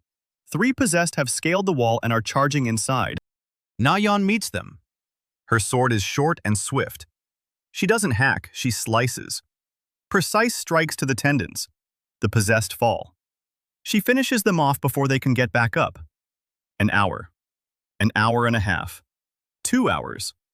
The cultists fall back. They regroup. They advance again. They fall back. Do-hyun stands on the wall and watches. His hands don't tremble. His voice is steady. He doesn't shout orders. He speaks. Calmly. Precisely. Beck is nearby. He relays commands in a voice that can be heard over the clang of metal. Do-hyun sees the battlefield not as a soldier, but as a logistics officer. Where is the bottleneck? Where is the gap? Where is a replacement needed? 3 days after the battle. Han Byuk is treating the wounds. Ji-yeon and So-hee are working non-stop. The 4 seriously wounded are in stable condition. 2 of them are conscripts. Do-yeon visits each of them twice a day. He sits down beside them. He asks how they're feeling. He remembers their answers. One of the wounded spearmen, named Cho Min-hyuk, says his left arm has gone numb and he's afraid he won't be able to hold a shield anymore. Do-hyun says that if the use of his arm doesn't return, he'll find him another position. He won't just write him off. He won't write him off. He'll find a place for him. Min-hyuk looks at him and nods. There's no gratitude on his face, just surprise. He's not used to a commander planning the future for a wounded soldier. In Aaron, a wounded soldier is a soldier who's been written off. So he stands nearby and listens in silence. Then, when Do-hyun leaves, she tells Min-hyuk that his arm will recover. It will take 2 weeks. She says this with a quiet confidence that is reassuring. She has a gift, not a magical one, but a human one. She knows how to talk to the wounded in a way that makes them feel better. Do-hyun notices something else. So he doesn't sleep at night. She sits in the medical station and stares at the wall. He asks Ji-yeon about it. Ji-yeon says that So-hee has woken up screaming several times. Then she would sit there in silence. When Ji-yeon asked what had happened, So-hee replied that she was seeing the temple, the very same temple from her memories. But in her dream, the temple is empty. There's no one there. The doors are open. The wind blows through the corridors. And she feels as if she's the only person in the world. Do-hyun listens to this and feels a heavy weight. He knows why she dreams of an empty temple, because the temple doesn't exist. Her subconscious is searching for a place that should be real and can't find it. She senses that something is wrong. She doesn't understand exactly what, but she feels it. Do-hyun makes a decision. He can't tell her the truth, but he can do something else. He goes to Tae-sik and says he needs a building, a small one, made of stone, with a roof, with a window facing east. In a quiet spot behind the medical clinic, Tae-sik asks what it will be. Do-hyun replies that it's a temple. Tae-sik looks at him. Then he nods. He doesn't ask why. He's been working with Do-hyun for 2 months. He's gotten used to this young man doing things that don't make sense until it's too late, and then they turn out to be the only right ones. The construction takes a week. A small stone temple. Simple. Unadorned. But with a window facing east through which the morning sun floods the interior with golden light. With a stone bench. With a shelf for incense that Do-hyun specifically asked a merchant from Yangju to provide. Do-hyun doesn't tell So-hee in advance. He waits until construction is finished. Then he approaches her in the morning and says he needs her help. He leads her behind the medical clinic. So-hee sees the shrine and stops. Her face freezes. She stands motionless. Then she takes a step, another. She steps inside. The sunlight from the eastern window falls on her hands. She touches the stone walls, the shelf, the bench. Then she turns to Do-hyun. Her eyes are wet. She asks who this is for. Do-hyun replies that it's for her. Han-byuk needs a temple, and she needs a place that will be hers, not the infirmary where she works, but a place where she can be herself. So he looks at him. Then she turns away. Because she's crying. She doesn't know why she's crying. He knows. She's crying because, for the first time in her life, which began 3 weeks ago, but which she remembers as if it were 22 years, she has a place that is hers. A real one. Made of stone. With a window facing east. Do-hyun leaves quietly. So-hee stands alone in the temple, the sun on her hands. Silence. A day later, the nightmares stop. A week after the battle, Do-hyun convenes a grand council. Han-byuk's first grand council. Seated at the table are Baek, Han-il, Ari, Na-yeon, Eun-soo, Tae-sik, Gan-ho, and Soo-jin. 9 people. Do-hyun is the 10th. He begins with the numbers. Han-byuk's population is 78. 32 have been conscripted. Grain reserves last for 6 weeks. The water supply is stable. There are enough weapons. The walls are intact. Battle casualties: 1 killed, 4 wounded. Then he moves on to the future. The cult won't stop. They came with 150. Next time they'll come with 500. Or 1,000. Han-byuk can't hold out on its own. We need allies. We need resources. We need a strategy that goes beyond a single fortress. Ari says she's received a reply from another lord, Ryu Jisoo. Chonan Fortress is a 2-day journey to the east. A woman, 30 years old, a former Imperial Army officer discharged for insubordination, sent north to command a crumbling garrison. She's interested in making contact. Do-hyun nods. 3 fortresses. Hanbuk, Taebong, Cheonan. The triangle closes. If all 3 work together, they control the northern passes. No large group of cultists will pass south unnoticed. Hanil raises another issue: refugees. New ones arrive every week. 10, 20, 30. Hanbyuk isn't made of rubber. We need to build housing. We need to expand our supplies. We need land for crops. Do-hyun agrees, and he opens the system right there at the table. No one but him can see the panel. But they see him freeze for a second, and then say he'll summon builders. Not fighters, builders. Beck frowns. He's used to Do-hyun summoning warriors. Builders are something new. Do-hyun explains. Hanbyuk must become a city, not a fortress. A fortress defends. A city lives. People come to a city not because it's safe behind the walls. The 3rd month. Hanbyuk is growing. The population has surpassed 120. New people arrive every week. Merchants, refugees, artisans. Even a few former soldiers of the Imperial Army who deserted from their crumbling outposts and heard that up north there is a lord who feeds people rather than executes them. Hanil manages the entire flow of civilians with the precision of a clockwork mechanism. In her hands is a notebook that Ari sewed together from scraps of leather. Every person is recorded. Name, where they're from, skills, family, needs. One day, Do-hyun glances at this notebook and recognizes his own method. Han-il is doing the same thing he does. She counts people, not tons. She learned this not because he explained it to her, but because she saw how he did it and realized it was the right way.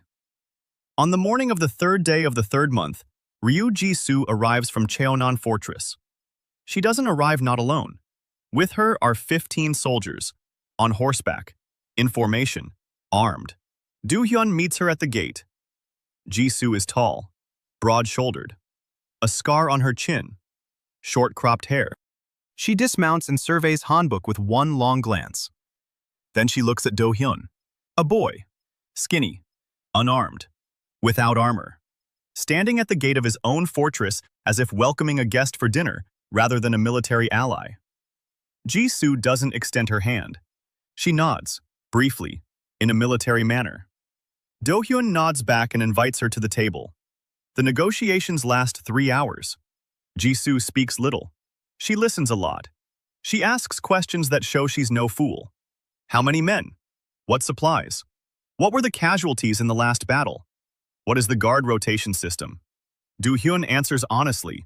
Numbers. Facts. No embellishment. Ji-soo listens, and her eyebrows rise slightly when he mentions the casualty ratio from the last battle. 56 against 150. 1 killed. 40 enemy killed. The rest retreated. She asks how. Do-hyun explains. Barricades. Archers. Sky archers. Narrow passages, and not a single head-on clash. Ji-soo listens, and for the first time in 3 hours, something other than professional interest appears on her face. Respect. Not for the lord, for the tactician. She says she agrees to an alliance. Her terms. Cheonan retains its autonomy. She commands her own people. Decisions on defense are made jointly. Do-hyun agrees to everything. Ji-soo had expected bargaining. Its absence makes her wary. She asks why he isn't bargaining. Do-hyun replies that bargaining is when 2 people try to get more at the other's expense. But he needs an ally, not a subordinate. There's a difference. Ji-soo remains silent.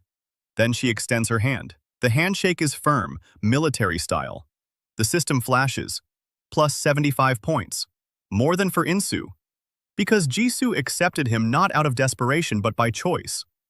That evening, after Ji-soo's departure, Do-hyun stands on the wall and looks at the map of Songjun. 3 points. Hanbyuk, Taebon, Cheonan. The triangle is complete. The northern passes are under control. Not his control. Joint control. 3 strongholds. 3 exiled lords. 1 alliance. Do-hyun doesn't know what to call it. Ari approaches and says she knows. The Northern Pact. Do-hyun nods. The Northern Pact. 2 days later, what Do-hyun had foreseen and feared comes to pass. A horseman arrives from the capital. Just one, on a magnificent horse. dressed in fine clothes, with the Kang clan's seal on his chest, an inspector. His name is Moon Chul-Su, a short man in his 40s with a neat beard and eyes that assess everything and everyone instantly. He introduces himself politely, smiles warmly, says that the Kang clan is concerned about the behavior of their youngest son and has sent him to make sure everything is in order. Do-hyun looks at him and sees everything he needs to see. The man bearing the Kang clan seal did not come to check on his health. He came to find a pretext for recall, a pretext for execution, a pretext for any action that would allow the Kang clan to eliminate a problem that has ceased to be inconspicuous. Hanbyuk is too good. Rumors have reached the capital. The useless younger son is not only alive, but has also built something. This is unacceptable. A dead disgrace is better than a living success. Do-hyun smiles in response and invites the inspector on a tour. Ari acts as the guide. She shows him the fortress, the walls, the zarmas, the infirmary, the blacksmith shop, the mill in Pungsan, the trading post, the temple. She shows everything with the precision of a diplomat who knows which details to emphasize and which to conceal. She does not show the heavenly archers. She does not mention the conscription system. She does not speak of the alliance with Taebon and Chonon. The inspector sees a thriving fortress, but does not see the army. Midway through the 3rd month, Do-hyun sits at a table with a document Ari has compiled. A list of all of Hanbyuk's trade agreements. 14 merchants, regular routes, a 5% duty. The total revenue in grain and goods is enough to feed 150 people, with some to spare. But Do-hyun isn't looking at the revenue figures. He's looking at the column he's labeled information flow. Every merchant brings more than just goods. They bring news, rumors, gossip. A map of the world that's coming together piece by piece. And the last piece makes Do-hyun freeze. A merchant from Yangju told Ari that people bearing the Kang clan seal had been seen in the city. Not just one inspector, 5. Military men. They were asking about the roads to the north, about garrisons, about fortresses. Do-hyun passes the information on to Baek. Baek frowns. 5 military scouts mean an army is coming after them. Not in 2 or 3 months, sooner. Nayeon says this is standard procedure. Reconnaissance of the area before a punitive expedition. She's seen this 4 times in her career as a mercenary. Every time, a detachment followed the reconnaissance. At least 500. Do-hyun does the math. His army. 40 conscripted fighters. 20 former cultists trained by Nayeon to an acceptable level. 5 of Baek's soldiers. 3 heavenly archers. Nayeon. That's a total of about 70 combat-ready fighters, plus 15 of Jisu's soldiers in Cheonan and 7 in Taebon. 92 fighters for 3 fortresses, against 500, or 1,000. Not good. Do-hyun closes his eyes and thinks. Then he opens them and springs into action. First, recruit as many fighters as possible. He has 620 points. Each spearman with a modifier costs 6. Each archer, 5. Each shield bearer, 7. A heavenly archer, 40. But mass recruitment isn't the solution. 70 new fighters without training are a mob, not an army. Time is needed, which we don't have. Second, mergers. Over the past 3 months, 12 pairs have gained enough combined experience. 12 mergers will yield 12 second-level heavy infantrymen. That's a different level of quality. 1 heavy infantryman is worth 5 regular spearmen. Third, fortifications. Tae-sik and Woo-hyun are already building the 3rd line of defense. A moat in front of the main gate. Stone barricades in the gorge. Traps on all approaches. Fourth, allies. Do-hyun sends messengers to Insu and Jisu. The Northern Pact will defend Hanbyuk, all 3 fortresses, together. The week passes at a frantic pace. Do-hyun sleeps only 3 hours a night. Hanil notices and makes him eat. So he notices and leaves a decoction for insomnia at his door every evening. Ari notices and takes over half of his correspondence. They don't tell him about it. They just do it. Do-hyun notices but doesn't say he's noticed. He just accepts it. The mergers take place one after another. Do-hyun oversees each one personally.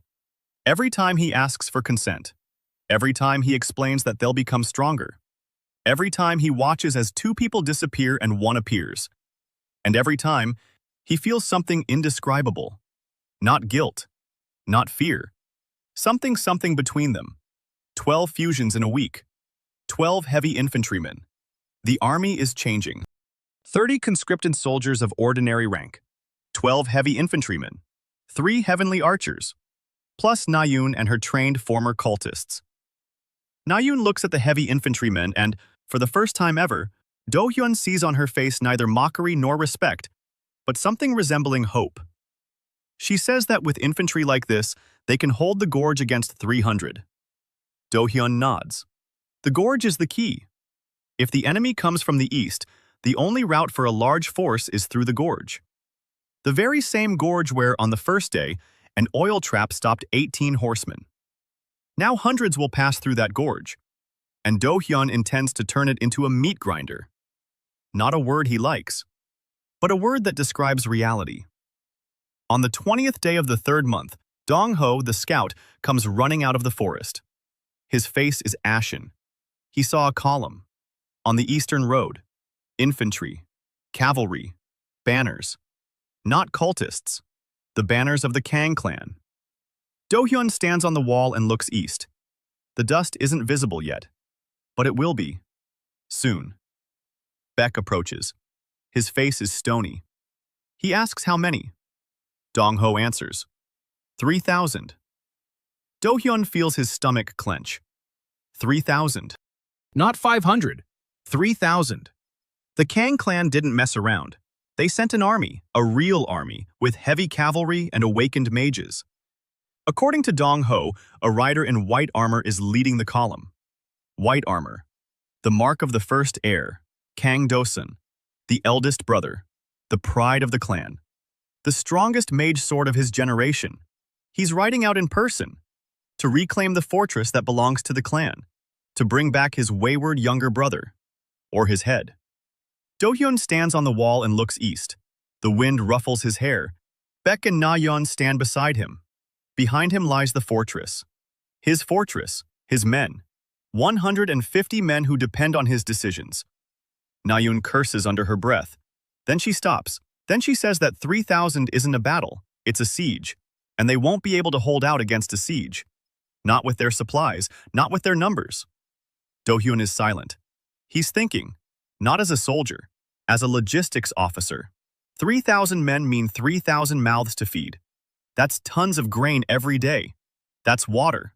That's fodder for the horses. 3,000 men on the northern route in late fall. The supply line is long. The road is bad. The Kang clan's army has been marching for 4 days. Dong-ho and 2 other scouts are tracking it from a distance. Every 6 hours, a messenger runs to Hanbyuk with a report.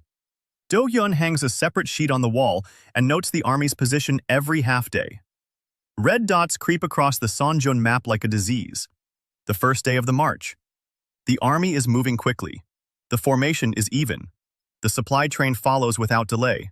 Do-sun rides ahead on a white horse. Day 2. The pace slows. The road past the village of Ilsong has been washed out by the autumn rains. The heavy cavalry gets bogged down. The supply train falls behind. The first gap opens between the vanguard and the rear of the column. Day 3. The supply train is half a day behind. The first complaints about the food.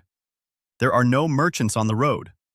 The caravans have taken the western route, as Do-hyun ordered. The army cannot buy supplies. Day 4. The army reaches the gorge before Hanbyuk. Do-hyun stands on the wall and sees it with his own eyes for the first time. 3,000. The column stretches for 2 hours' march. The banners of the Kang clan, red with a golden sword. Heavy cavalry, infantry in formation. And at the front, a horseman in white armor. Kang Do-sun. Do-hyun looks at his older brother from half a mile away. Do-sun is handsome. You can even tell from here. A straight back, broad shoulders. His white armor glistens in the autumn sun. He looks like a hero from a legend. Everything Do-hyun is not and never will be.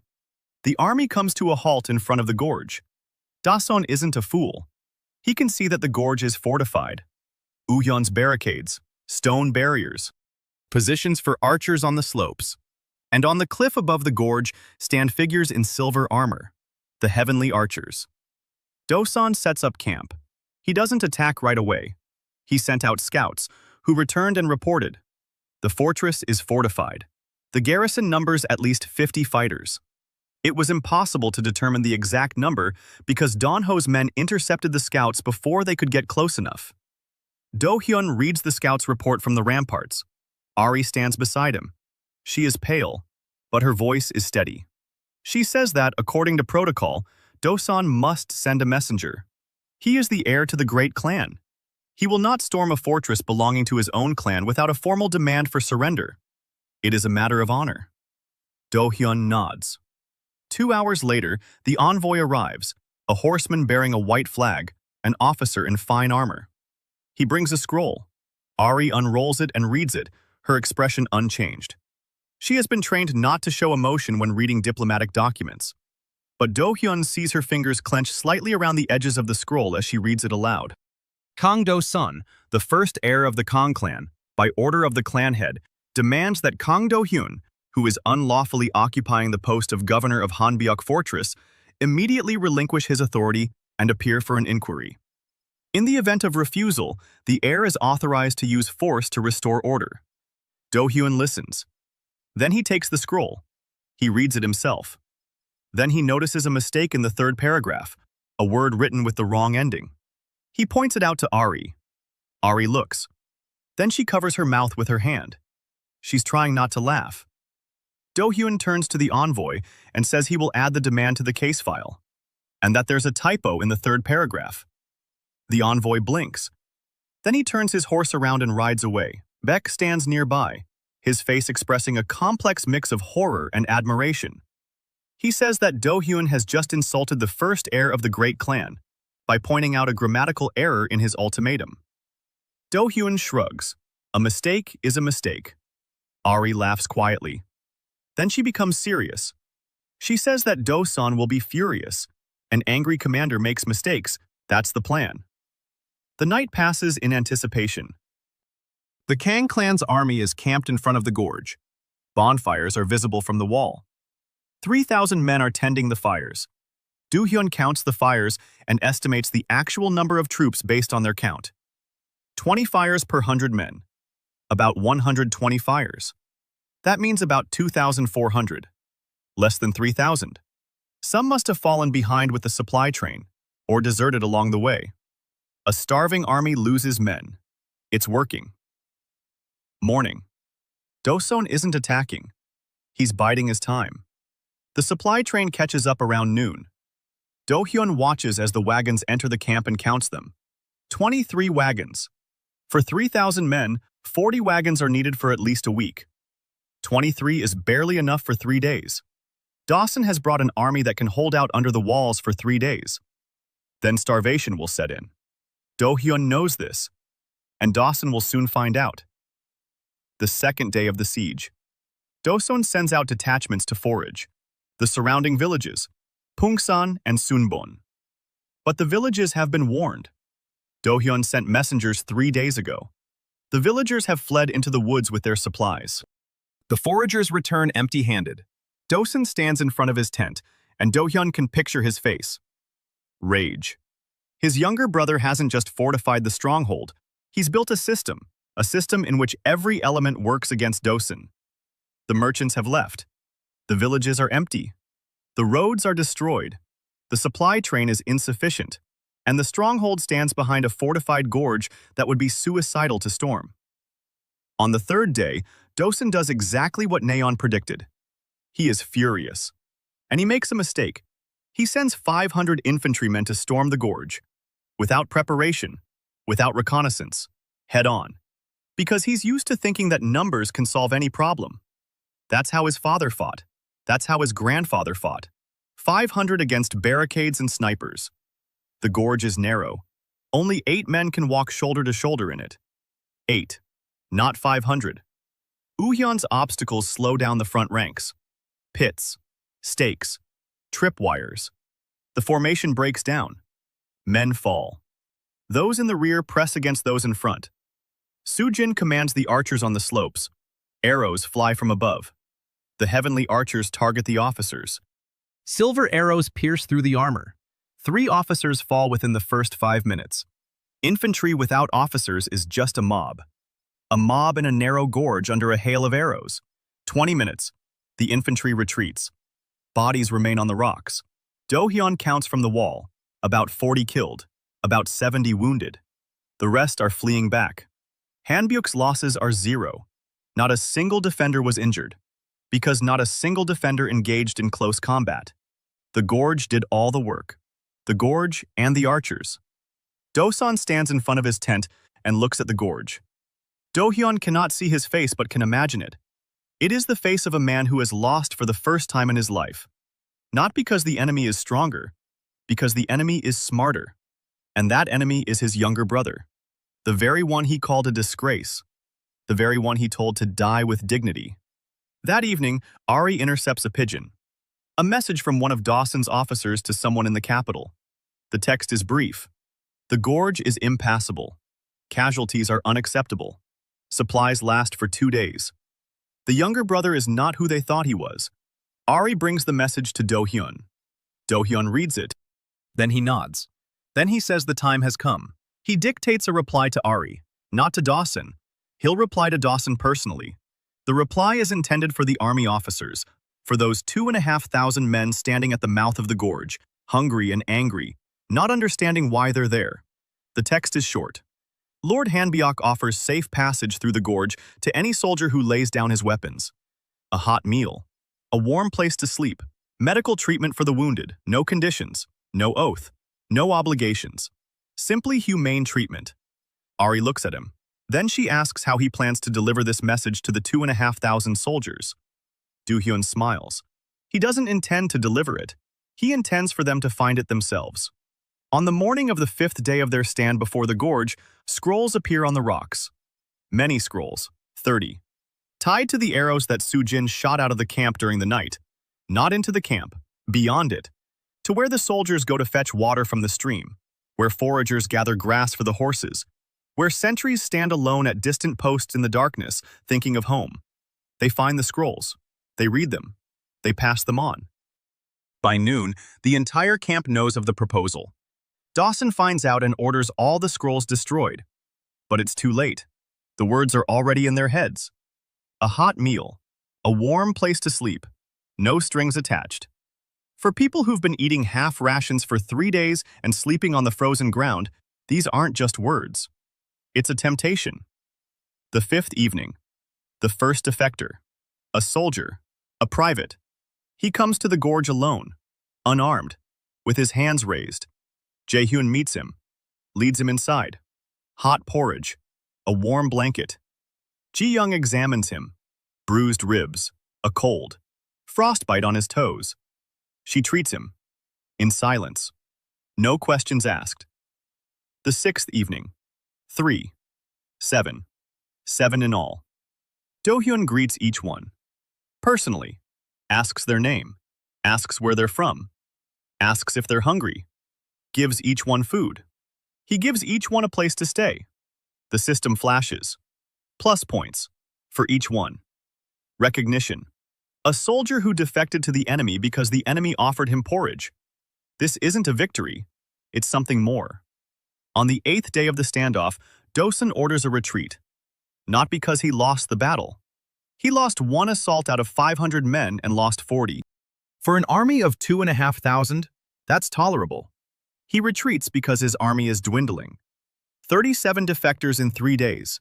And those are just the ones who went over to Hanbyuk. 2 days after Dawson's retreat, Hanbyuk is quiet. Unusually quiet. People walk around the courtyard and speak in hushed tones. 37 former soldiers of the Kang clan sit in a separate group, watching everyone with the wariness of cornered animals. They have defected to the enemy.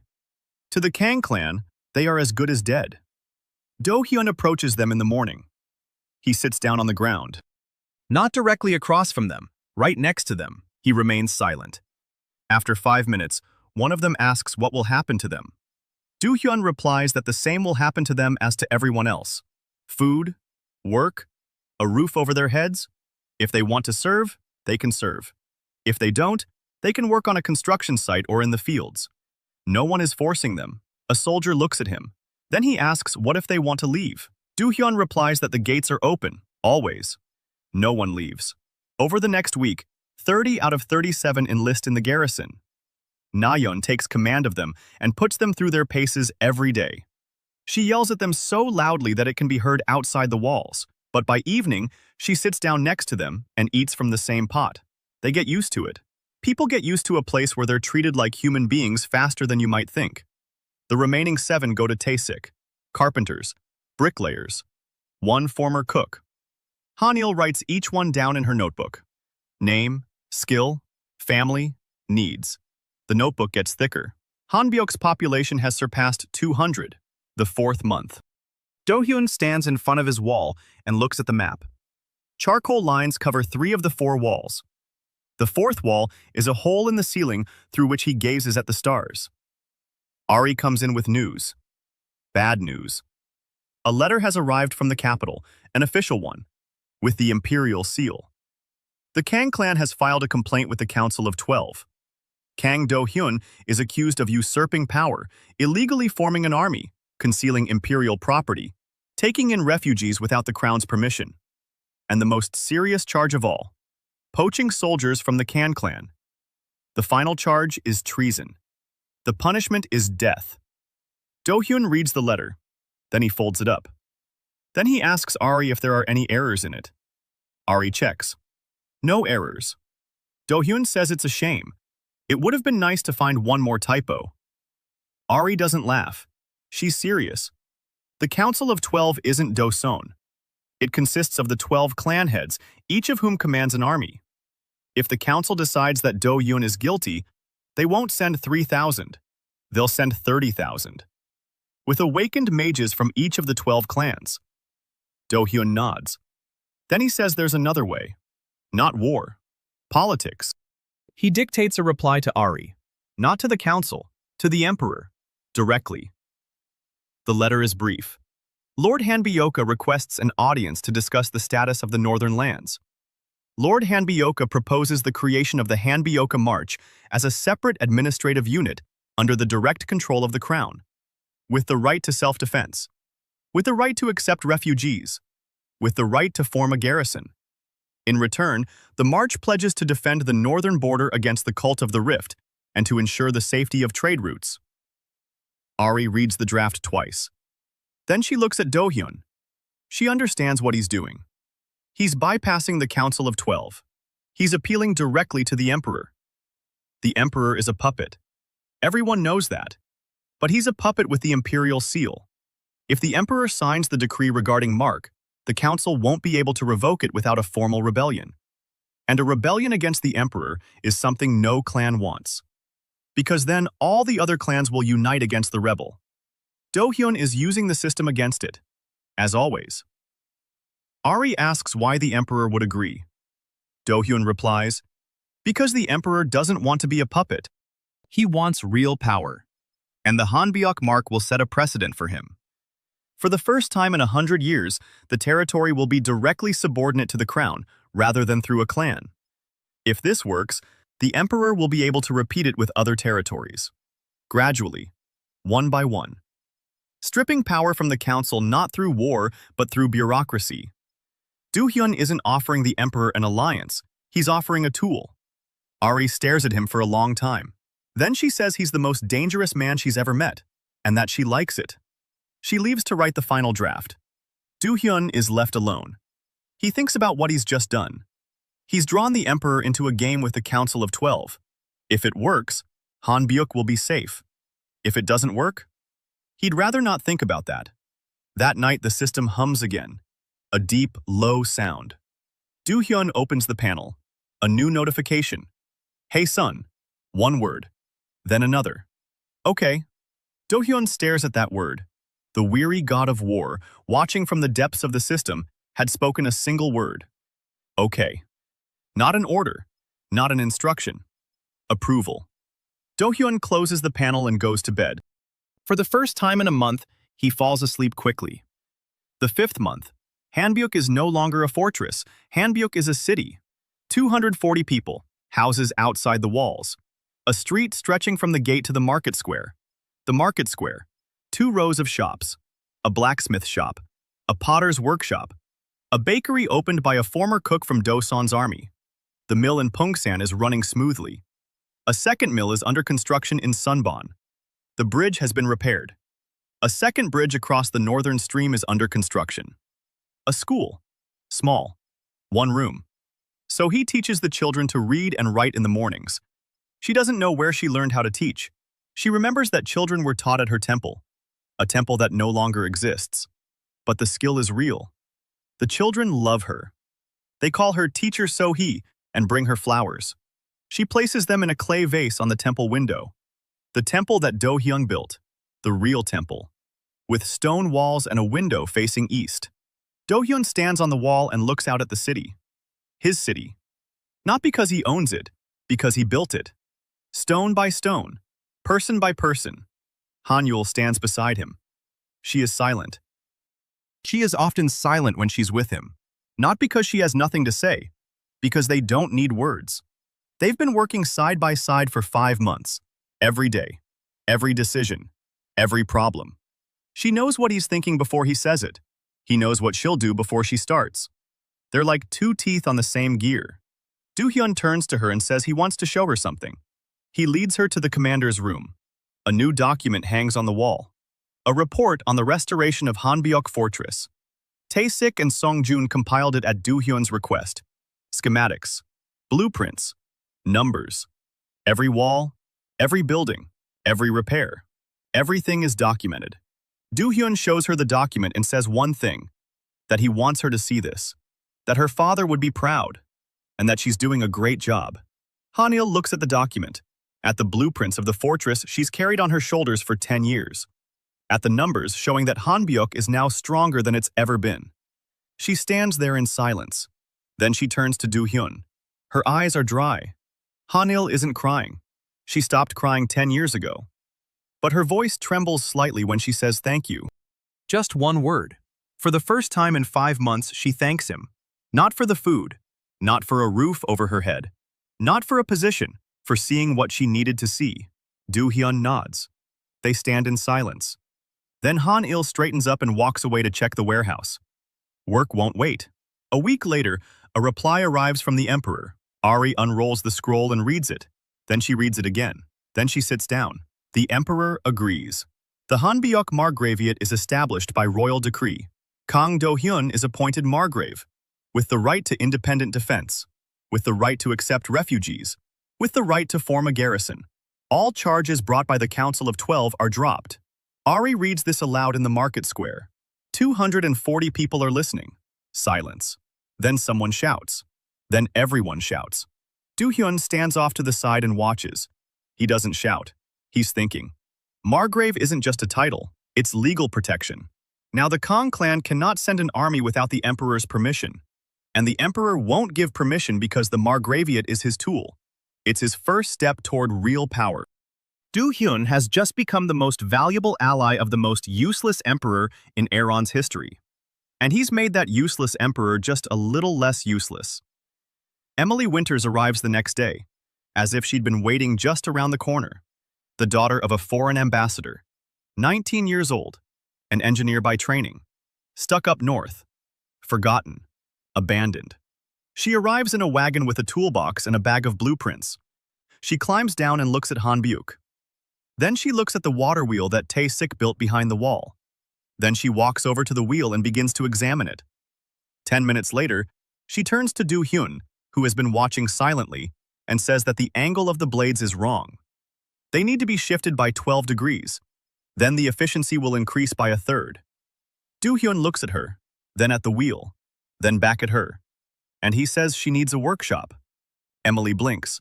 She had expected an argument, objections, to be told that a woman doesn't understand machinery. That doesn't happen. The workshop is ready in 3 days. East wing, a large window, a drafting table that Tae-sik built according to Do-hyun's instructions. Emily walks in and stops. The 6th month. Late fall. The first snow on the mountain passes. Do-hyun stands on the wall and looks toward the northeast. There, beyond the mountains, lies the Ash Rift. A wound in the fabric of the world. A source of demonic energy. A source of cultists and the possessed. A source of all the evil that plagues the north. Hanbyuk is protected. The mark is recognized. The alliance is strong. The army is powerful. 50 heavy infantrymen, 30 archers, 6 heavenly archers, 40 trained former cultists and soldiers of the Kong clan. Nayan commands 130 fighters as a single, unified force. But all of this is defense. And the rift is advancing. Every month, the raids grow more frequent. There are more possessed. They're getting stronger. Something is growing on the other side of the rift. Something is awakening. Lee Se-in arrives in Hanbyuk on the first day of winter. She doesn't arrive on her own. She's brought in. Dong-ho's scouts find her in the forest 3 hours walk to the north. Unconscious. Her clothes are torn. There are marks from chains on her wrists. She's 18. Thin to the point of transparency. Strange patterns on her skin. Not tattoos. Traces of demonic energy seared into her skin like brands. So he takes her in at the medical station. She works for 2 days. Ji-young helps. They don't tell Do-hyun the details, but Do-hyun sees their faces and realizes that things have been done to the girl that are better left unknown. On the 3rd day, Se-in regains consciousness. She doesn't scream. She doesn't cry. She lies there, staring at the ceiling with empty eyes. Do-hyun comes in. He sits down beside her. He doesn't say a word. He just sits there. An hour later, she turns her head and looks at him. He doesn't look away. She asks quietly where she is. He replies that she's safe. She doesn't believe him. He knows she doesn't believe him. But he says it anyway. A week later, Se-in starts to speak. 1 word at a time. Then 2 at a time. So-hee sits with her every evening. They sit in silence together.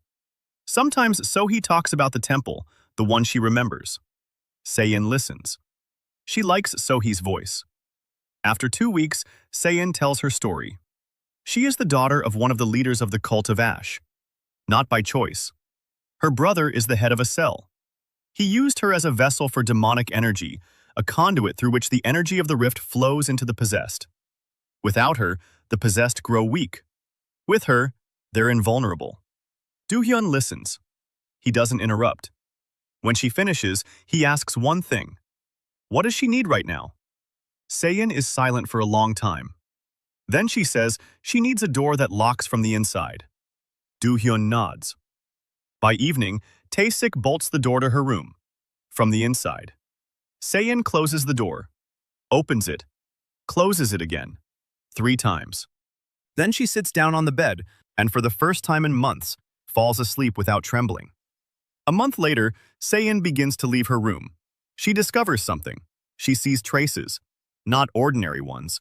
Traces of demonic energy. Residual lines stretching from the rift across the ground like the roots of a dead tree. She sees them because she was a vessel.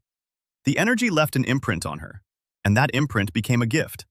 She shows it to Do-hyun. She leads him outside the walls. She points to the ground. Here. A line runs from the northeast. Thin. Faint. But it's there.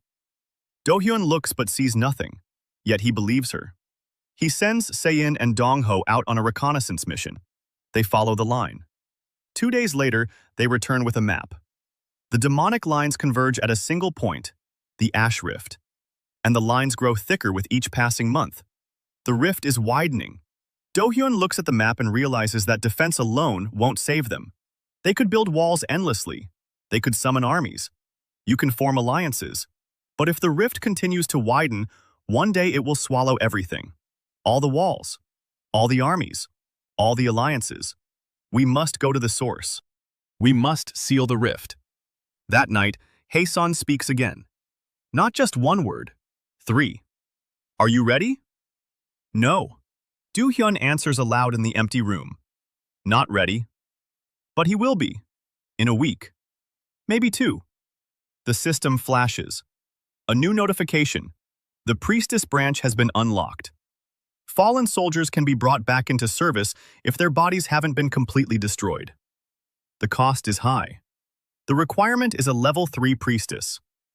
Do-hyun looks at So-hee. She's a level 2 priestess. Reaching level 3 requires experience. time, which once again is in short supply. But Do-hyun is used to it. There's never enough time, and he always finds a way. One evening, Se-in sits in So-hee's temple, alone. She watches the sunset through the east-facing window. Do-hyun comes in to retrieve a forgotten scroll. He sees her. He wants to leave quietly. Year 1. Winter. The Hanbyok mark has been officially recognized. Population: 300. 3 villages under protectorate. An army of 180 soldiers, including heavy infantry and the heavenly archers. Trade routes are operational. The school is open. The medical clinic has become a hospital. So-hee Temple has become the center of a priesthood consisting of 5 priestesses. Emily's workshop produces mechanisms that Aaron has before.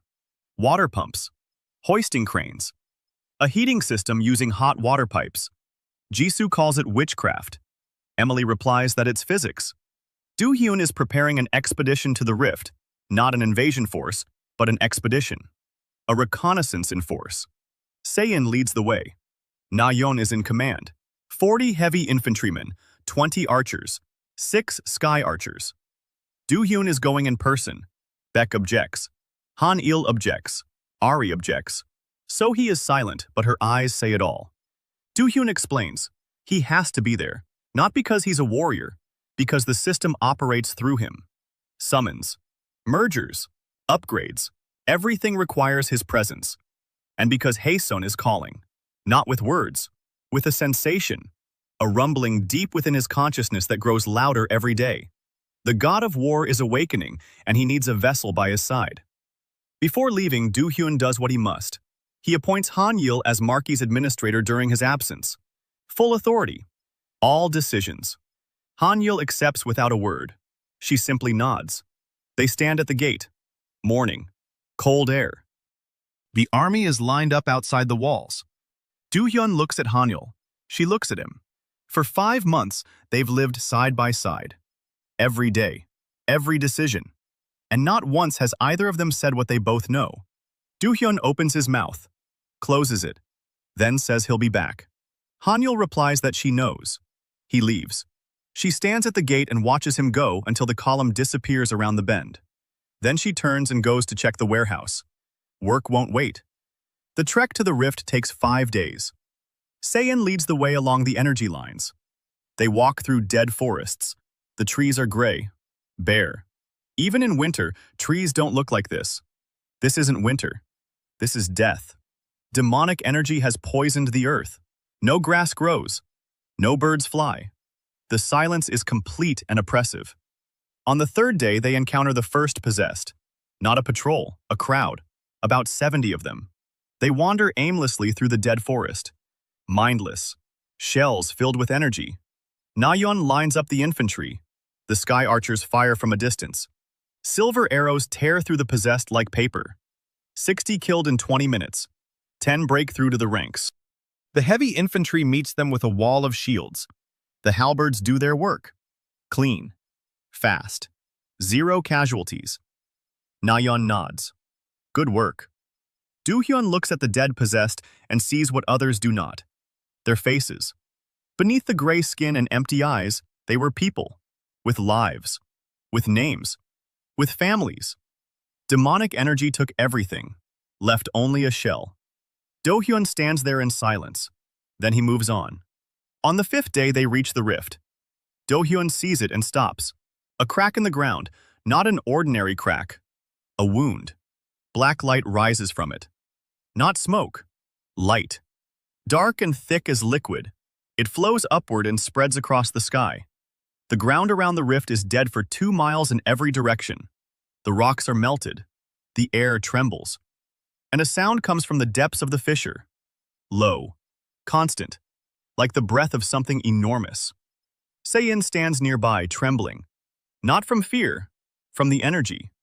She feels the fissure with her whole body. Every pattern on her skin is burning. She speaks softly. It's growing. Every day. In a year, it will reach the mountain passes. In 2 years, Hanbyok. In 5, the capital. Do-hyun listens. Then she closes her eyes. And for the first time, she addresses Haesan directly, not out loud. In her mind. How to stop this? Silence. Then a voice. Not a voice, a sensation. As if a very old and very tired person had placed a hand on his shoulder. The words come not as sound but as knowledge. An army. A real army. Not 100 fighters, thousands. Divine warriors. Legions that Haesan created 1,000 years ago and that lie dormant within the system. They are waiting. They're waiting for a bearer who will prove himself worthy to lead them. Not by force, by care. Do-hyun opens his eyes. The system unfolds before him. Not a panel, not a list. A space. Vast. Infinite. Rows of sleeping warriors. Thousands. Tens of thousands. They stand in silence, waiting. One condition. Only someone who has never treated the called as expendable can summon them. Do-hyun looks at the rows of sleeping warriors and thinks of every name in his memorial book. Of Kim Jae. Of everyone he remembers. Of everyone he's ever thanked. The system asks a question. Not text. A sensation. Are you ready to lead them and not lose a single one needlessly? Do-hyun answers. Not ready, but he'll try. That's enough. The system accepts his answer. Do-hyun returns to Hanbyuk in 6 days. He enters the gates in silence. Hanil is standing at the gates, just as she was when he left. She looks at him. Then she nods. He's back, just as he promised. That night, Do-hyun convenes a council. A full council. Everyone. He says the rift must be sealed. Not in a year. Now. Before it grows. While it's still possible. He speaks of the legions. Not everything. Enough. That he has the power to seal the rift. But to do so, he needs the entire army. All of Marka. All the allies. Everything they've built. Nayeon asks how many soldiers he can mobilize. Do-hyun answers. Thousands. Silence at the table. Then Baek stands up. He says one word. Commander. And sits down. It's an oath. Silent. Final. Nayeon stands up. She nods. She sits down. Han-il stands up. He nods. He sits down. Ari, Emily. So-hee, Soo-jin. Tae-sik, Gan-ho.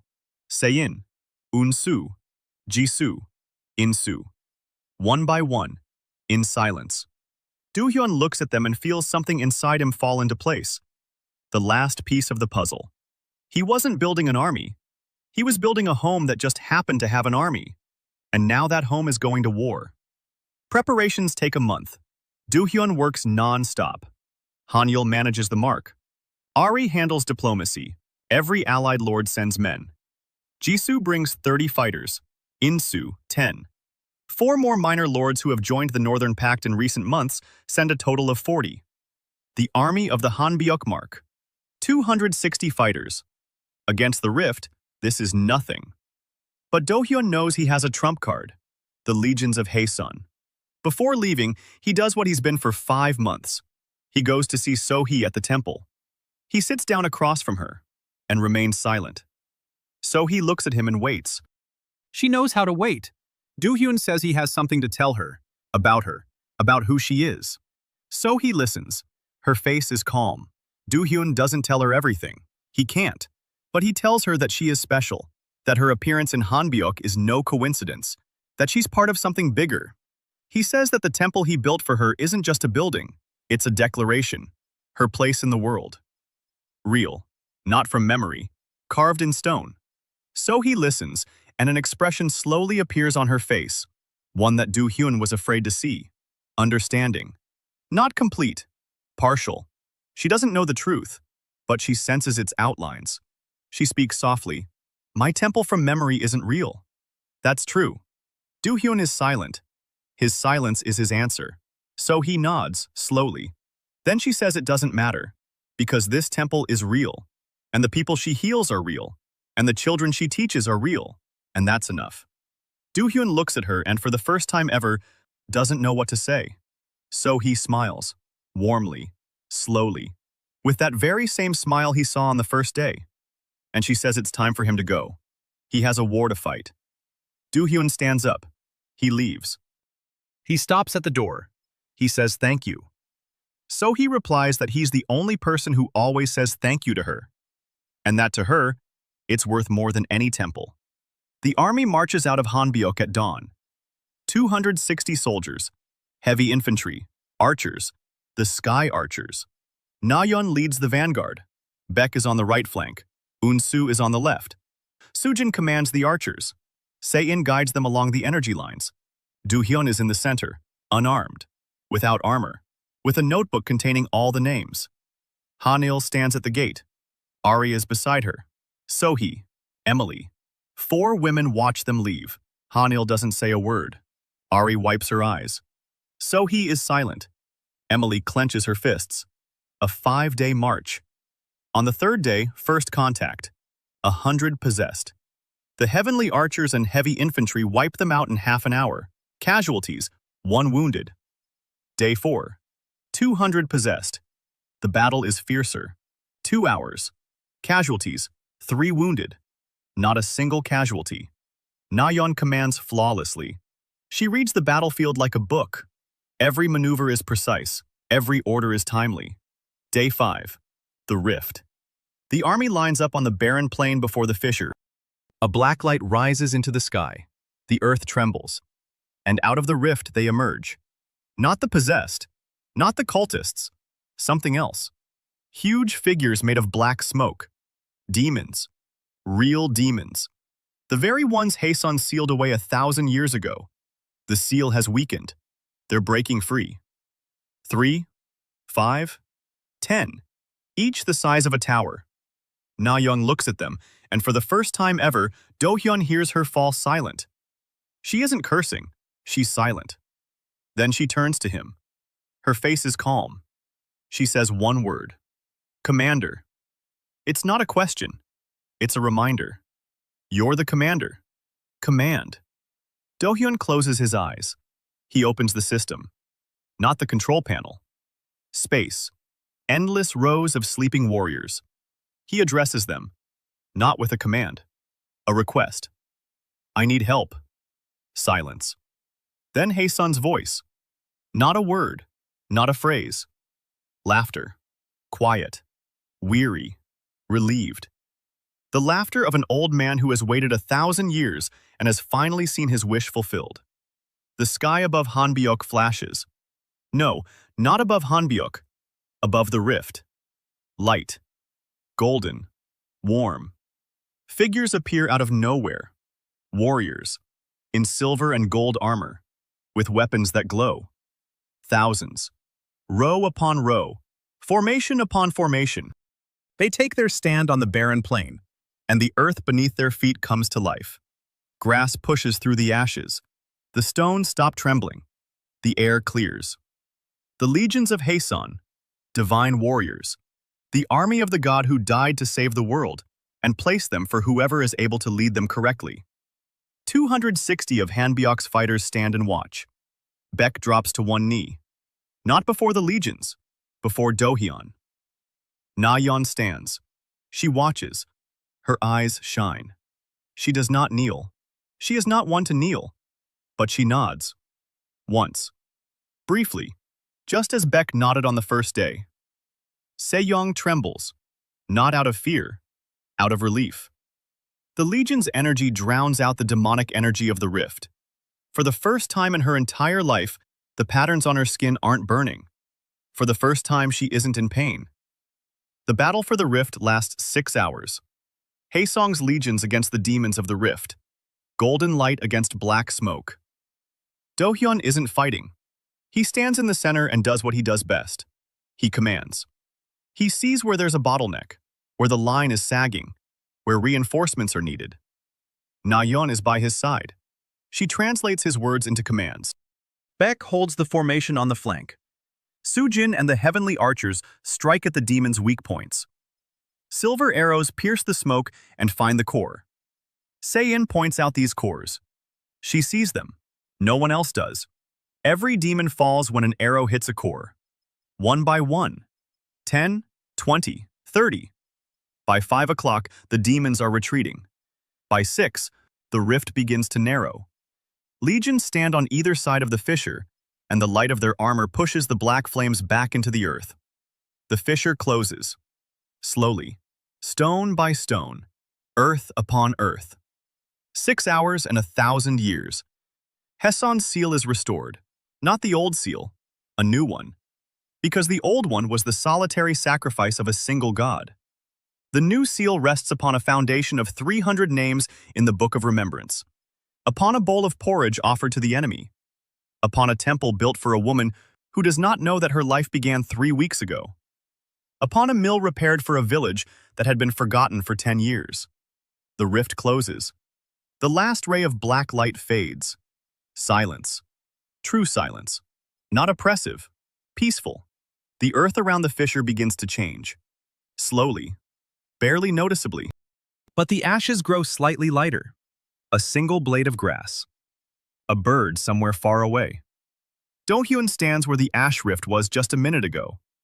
The legions vanish. Quietly, without a farewell. They dissolve into the golden light. They return to where they came from. Their work is done. Haesun speaks one last time. Not a word. A feeling. As if someone very old and very tired is finally closing their eyes. And smiling. Because he has found the one to whom he can pass the torch. The system does not disappear. It remains. The chosen remain. They are alive. They are real.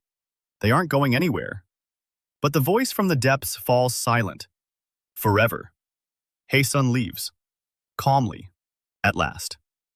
Do-hyun stands on the dead ground that is beginning to come back to life and feels tears streaming down his cheeks. He doesn't know why he's crying. Because God is dead. Or because God has finally found rest. Na-yeon approaches. She stands beside him. She is silent. Then she speaks softly. "Let's go home, puppy." Do-hyun wipes his face. He nods. The army turns around. 260 soldiers are heading home. Behind them, at the site of the rift, grass sprouts from the ashes. The return journey takes 4 days. No one attacks them. The possessed have vanished. Without the rift, the demonic energy dissipates. The patterns on Seiin's skin fade with every passing hour. By the 3rd day, they're almost invisible. Seiin looks at her hands and says nothing. Then she lifts her head and smiles for the first time in her life. Not politely, not cautiously, genuinely. Beck sees her smile and turns away. He doesn't want anyone to see his face. Even an old soldier has his limits. On the 4th day, the walls of Hanbyuk come into view. The army marches along the road and sees people standing at the gates. Everyone. The entire population of Marki. 300 people. The children are in front. They are waiting. Han-il stands at the gate. Her face is impassive, as always. Next to her is Ari, who is already crying. Next to her is So-hee, who is smiling. Next to her is Emily, who crosses her arms and pretends she doesn't care. Do-hyun walks at the head of the column. Unarmed, without armor. A skinny 19-year-old boy with a notebook in his hands. He approaches the gate. Han-il looks at him. He looks at her. She says one word. "I'm back." He replies with one word. "I'm back." Then he walks through the gate into his city, into his home. That evening, Do-hyun is sitting in the commander's office. Tae-sik has finally patched the hole in the roof. Do-hyun looks up at the ceiling. It's intact. No stars. He should be grateful, but he feels a little sad. He's gotten used to the stars. The walls are covered with charcoal lines, maps, charts, names. Everything he's built over the past year. Do-hyun picks up a piece of charcoal and finishes writing the last line in the ledger. The asphalt. Status. Closed. Cost. He thinks. Then he writes. 1 spearman, 1 bowl of porridge, 300 names, 1 year. Then he sets the piece of charcoal aside. He lies down on the mattress. He closes his eyes. And for the first time in a year, he falls asleep before everyone else in the fortress. Han-il stands in the doorway. She came to bring him dinner. She sees that he's asleep. She sets the bowl on the table. She looks at him for a long time, at the skinny boy who arrived in a cart to die but built a home for 300 people. She doesn't say a word. She tucks in the blanket that is slipped down. And she leaves. Quietly, she closes the door. Lights shine beyond the walls of Hanbyuk. Children play in the courtyard. The clanging of Gangho's blacksmith shop. Ari's voice dictating a letter. Emily's laughter and Taesik's grumbling over the blueprints. Sohee's quiet prayer in the temple by the east window. Sejong sits on the wall and, for the first time in his life, looks at the stars not with longing but with curiosity.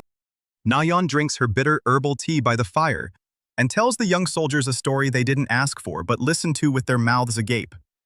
Baek stands on the wall, standing guard. Not because he has to, but because he's used to it. The old soldier doesn't know how to be without standing guard. But for the first time in 40 years, there's nothing for him to guard. And that's a good thing. Jaehyun, the first to be drafted, a spearman from nowhere. He's sitting in the courtyard eating rice. Next to him is the boy Tae-ho. They don't talk. They just sit side by side. Two people the world wasn't expecting, in a place that took them in. Hanbok lives on. Not because there's a strong army behind its walls, but because inside those walls are people who were counted. Dohyun is sleeping. No dreams. No hum of the system. No voice of a dead god. He's just sleeping. Tomorrow will be a new day. New tasks. New names in Hanil's notebook. A new drawing on Emily's desk. A new recipe for a potion from Sohee. A new student for Nayeon. A new line in the ledger. But today, he's sleeping. He's earned it.